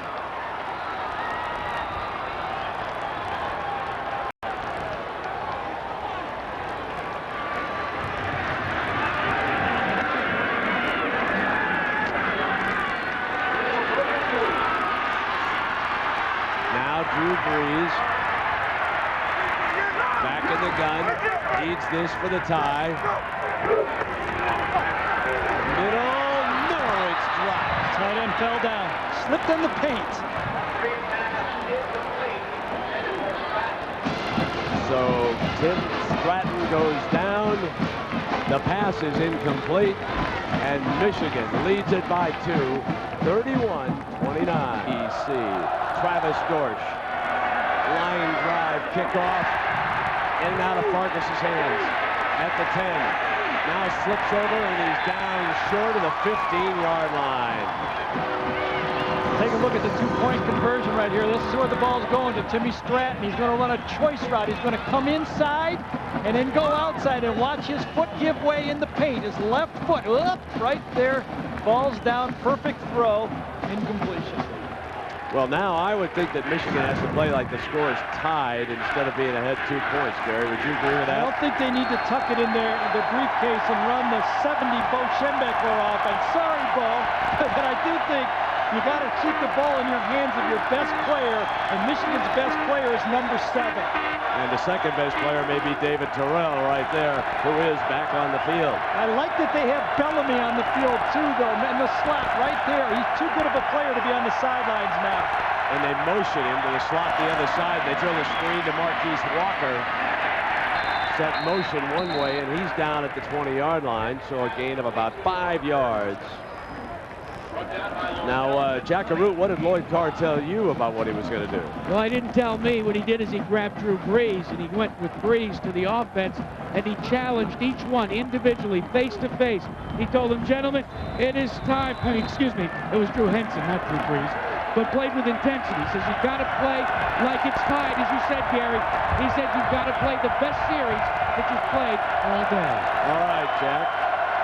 The battle of the Drews continues here. 2nd down and 5. The handoff to Anthony Thomas nowhere because of the play by Ralph Turner. Ralph Turner came to Purdue as a quarterback, moved over to safety, one of the two strong safety in the game, along with Stuart Swigert, the free safety, right off the edge this time, right over there making the play. Askew makes his only mistake of the game. He misses the strong safety. He runs right by him to get no play on that play. DJ Askew, that's his man. 3rd down and 11 for Henson, who's 26 of 33 for 256 yards. Middle, almost intercepted by Adele. Aiken Adele from Irving, Texas. Dropped back, had a shot at it, and couldn't hang on. Aiken Adele is a defensive end. That's why Drew Brees never saw him on the play. He's usually rushing the passer. Adele had 11 sacks last year, the most on Purdue's team, dropping in coverage. Now Hayden Epstein standing on the Michigan goal. Vinny Sutherland. Midfield. Ran into his own man who couldn't get through the defensive player, and he's down at the 48-yard line. Good for Purdue and quarterback Drew Brees. Look at the difference in style for Michigan. They've decided we're not going to give you the gimme throws. They're coming up on everybody. Brees takes it long, and the freshman can't hang on. Standiford just off his fingertips.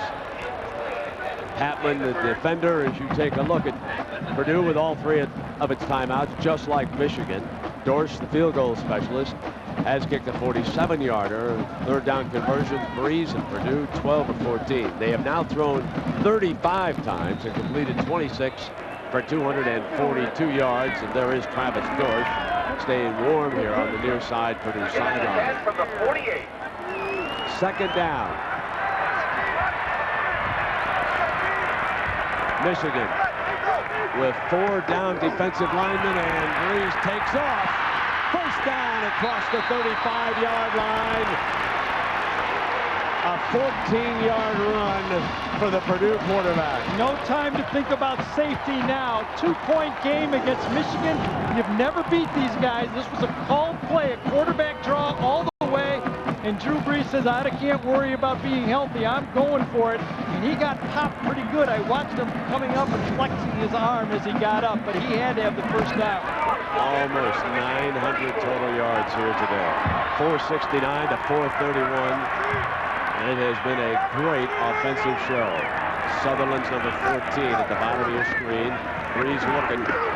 Fire incomplete. Came back to Seth Morales and Todd Howard, the defender there. I think Michigan's defense and Jimmy Herman has now kind of figured it out. He said, we can't give Brees easy throws.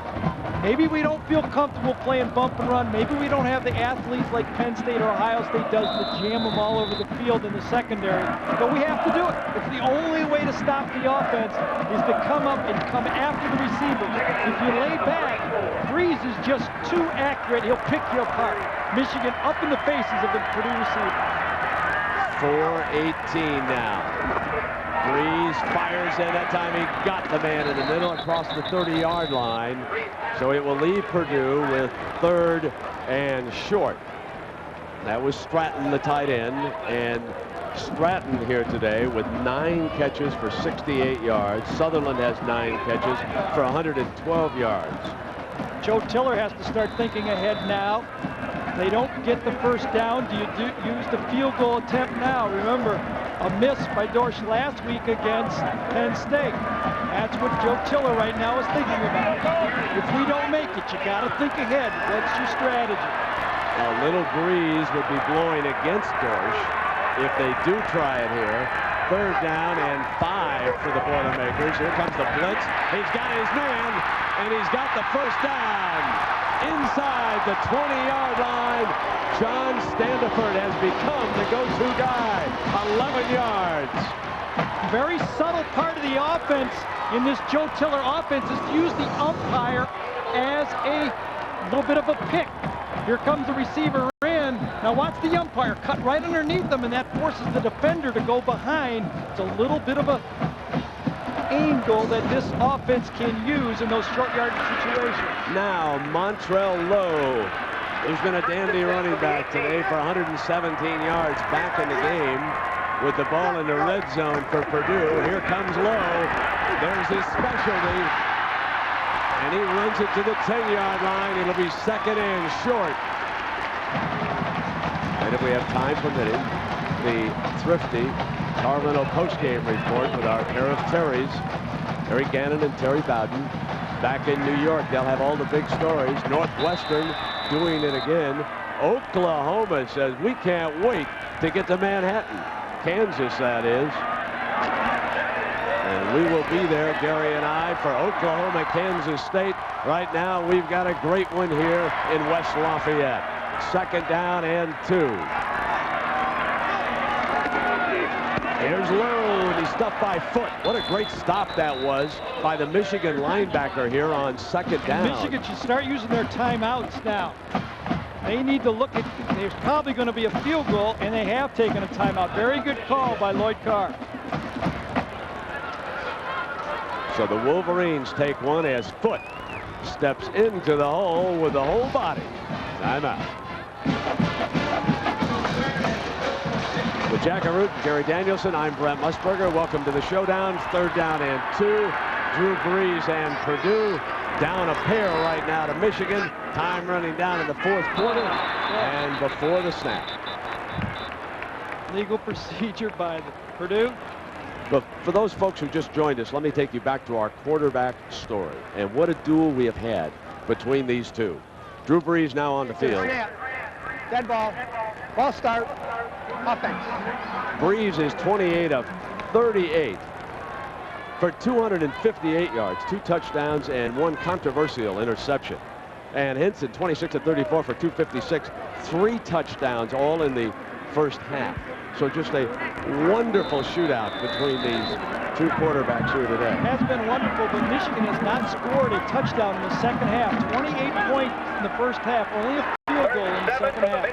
3rd down and 7.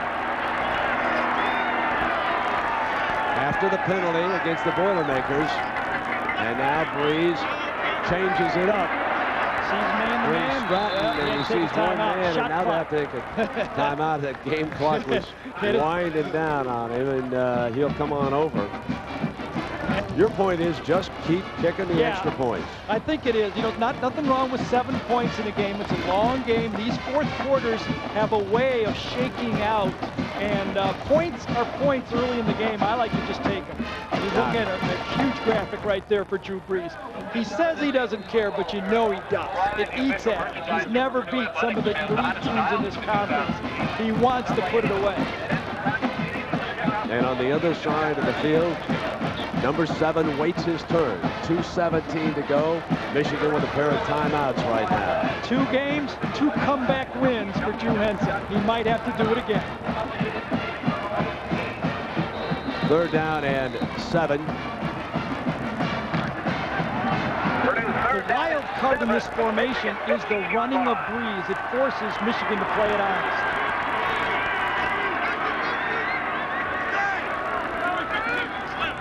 And again, they shift Stratton in for extra protection. Quick fire on the slants, incomplete on the rallies, and the pass was high. And here comes Travis Dorsch. Yep, it was one of the poor throws Drew Brees has thrown all game, behind the receiver and high. Now Dorsch made a 24-yarder way back in the first quarter. That concluded Purdue's first drive after a would-be touchdown pass was dropped in the back of the end zone. This will be a 32-yard attempt by the young man from Montana. His holder is Ben Smith. For the lead. Hold it. No good.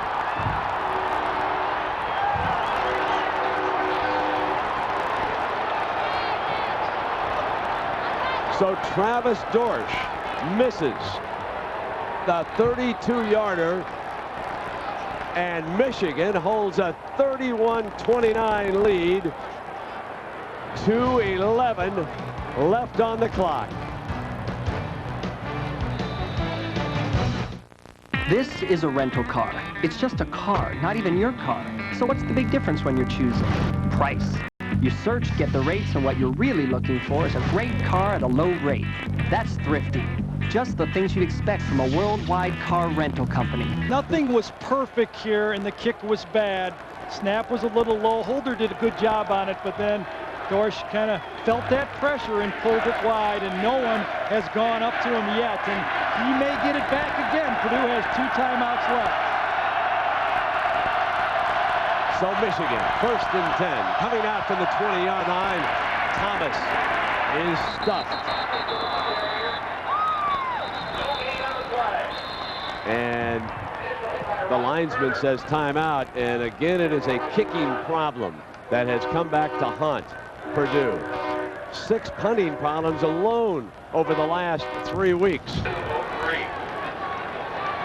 Nobody lonelier in the world right now than that young man. 2nd down and 9. Has to keep his head in it. Might get another shot. No, at the end of that drive, Brandon, wasn't just a kicker either. Remember, it was 3rd and a yard. They jump off sides, and then Drew Brees throws an inaccurate pass to force the field goal. Kind of a meltdown by the Boilermakers when they had the game ready to be put away. Bellamy's in motion. Hits and gives it to him, and he's stuffed, but breaks the tackle, and then can't get back to the line of scrimmage. Ralph Turner. And not only that, Purdue had to use a timeout with a delay of game. 3 critical mistakes, and they had a chance to make the game a 1-point lead. But you know what? It's not over. Oh, no. They've stopped Michigan on 2 plays. Here comes a 3rd down. And remember, Brees and Purdue can stop the clock, unlike the NFL, on 1st down. What do you do? If you're Lloyd Carr, you got to think. You're on your own 19-yard line. You've got a great talent at quarterback. Do you put it in the air? I think you have to. He's thinking about it. We'll be right back with these 2 coaches, Lloyd Carr and Joe Tiller, with decisions to make, and Lloyd has to decide, does he gamble or does he keep it on the ground, keep the clock moving? You feel run. I feel a quarterback like this doesn't come around very often. Give him a chance. The formation looks like a run formation. I keep the clock moving and punt it. And you're right. Hinson on a roll, fires high. That stops the clock. I was just writing the call. I don't know if the strategy was right. Funny type of a call on 3rd down. I would have just rather had Drew Henson drop back and throw the ball, would have been my preference. Clock is stopped. 1:52 now. Epstein to punt. Sutherland. He's a nifty return guy. So it is up to the Gunners from Michigan to get downfield. Now Travis puts his helmet back on. The field goal kicker says I might They get a second chance. Right. High punt by Epstein. Good one. Sutherland to the 40.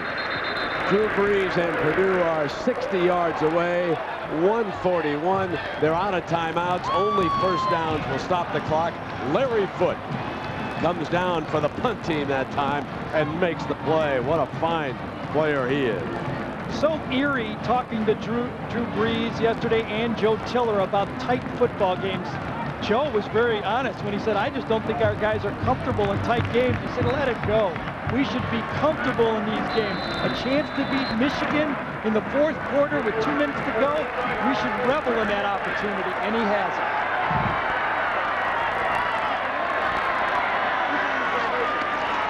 Brees sprints, cuts back away, and slides toward the first down. Michigan did a good job of keeping him from a first down, though. I'm not sure they did, Gary. The clock has stopped. It's very close. Really? Oh, it is. They're moving to change. Okay, That's a first down. Good spot. That's why they stopped it at 1:32 now. At the 49-yard line. Receivers have plays on their wrist. They're checking them. He's calling them by number. Good blocking, good protection. Got to stop the clock. And he does. He was out of the pocket. Looked back and nobody was open, Gary. Yeah, since Michigan has changed their tactics and strategy in this game, they've bottled up the Purdue pass offense just like Penn State and Notre Dame has. The receivers aren't open, and Drew Brees, with plenty of time to throw, is not finding easy throws now. Here's your second down and 10 coming up for Purdue. 1:19 mark. Now these other games will be starting just as soon as we run off this 1:19. We'll be going right away to the game. Sit down and enjoy this one, huh?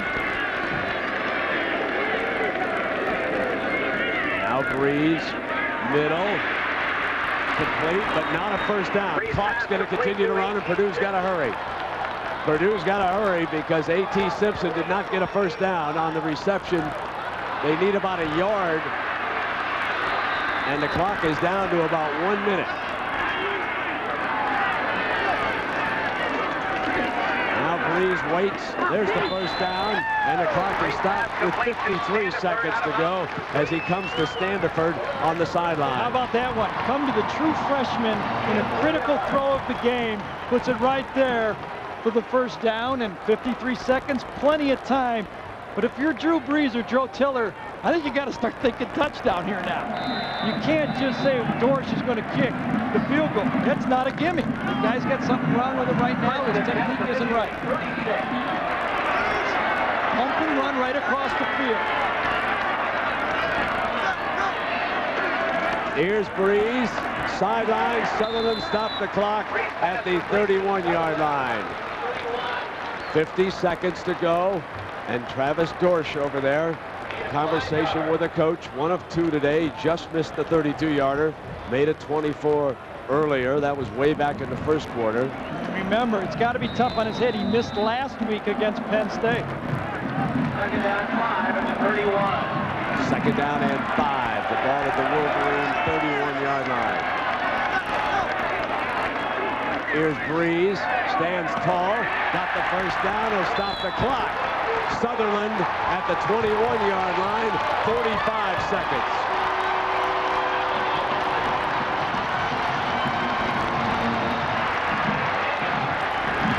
He'll ground it. And he may have caught the 12th man. Absolutely. He caught the 12th man. There's the flag. Absolutely. I believe it. And Drew Brees saw him trying to get off the field, and he quickly sent it down. There were too many men on the snap. He caught him before he got off. He did. Michigan tried to change it. You know what? Purdue had 12 men on the field, too, because Joe Tiller was out to the numbers pointing it out. Joe was running out there saying they had 12 men out there. Michigan gambled, tried to change their personnel on first down, and they got burned. On the defense, player to get off the field in time. 5-yard penalty. Here they go, trying to leave the field right there. They never got out of the snap.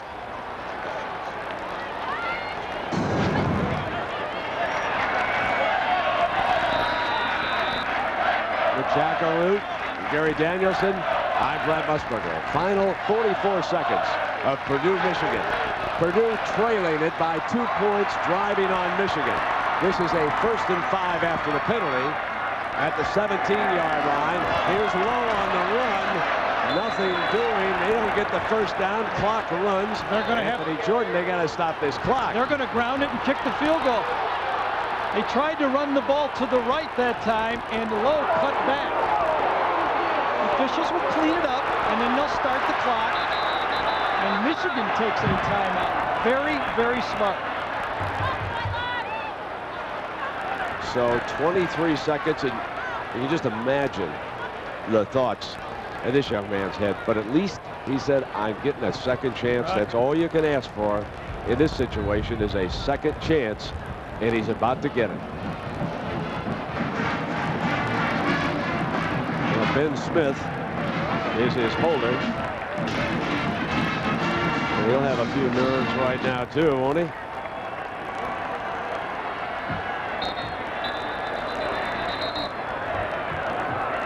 So we have 23 seconds left, and it is second down, so it is still time for Brees to take a shot downfield. Yeah, or center the ball on a run and come up and ground the ball might be the other strategy.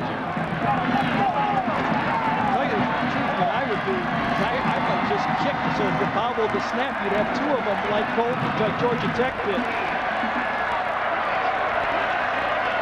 So here's Brees under center. He's going to center it himself, but now they're going to stop the clock. Well, they'll be fine. Line up, drop the ball. Shouldn't give any time.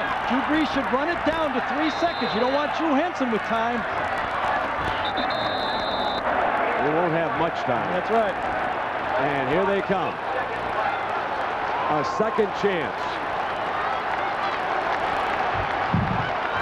Not many people get a mulligan in the same game.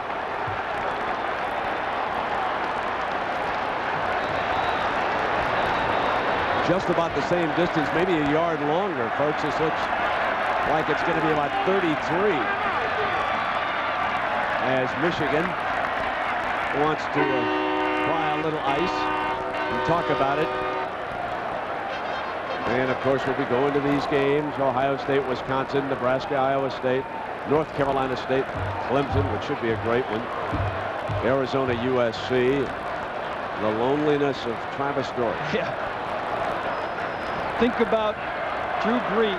He's never beat Ohio State. He's never beat Wisconsin. He's never beaten Michigan. He's got a chance with a kick to win a game and stay alive in the Big Ten championship run. He said to us yesterday, Brent, if we run the table, we're going to win it. He's right. We opened the day talking about the kicking game problem here, and now we come to an end, and it will be a kicking situation. And it looks like Timmy Stratton is bending over the ball to snap it. Ben Smith, the holder. And here comes Travis Dorsch, officially 33 yards. You'll get a perfect view of it from the end zone camera. This time he's good.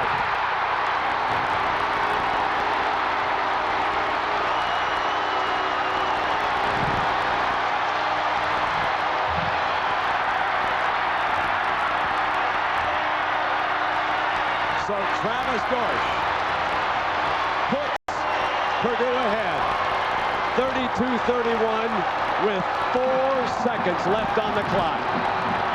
If Drew Brees would have lost 1 more yard, it would not have been good. It was moving out of the goalpost area. In fact, the Michigan defenders thought he missed it.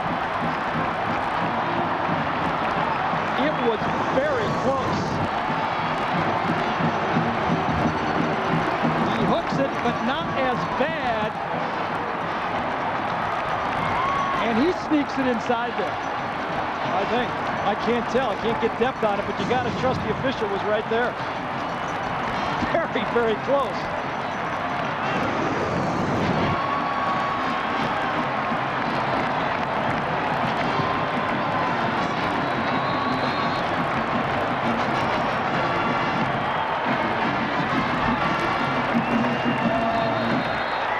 Joe Tiller says, give me one. I got 6 bad ones and 1 good one.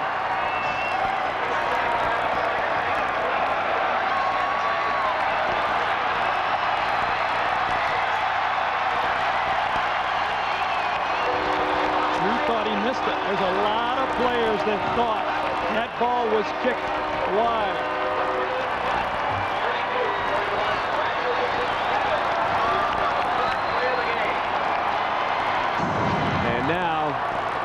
Here comes the band play. Here comes the Music City Miracle. Right. Here comes whatever Michigan's got in its bag of tricks. 4 seconds to go now, and Dorsch will kick it on the ground. And it'll begin. That's a forward. This game's over, ladies.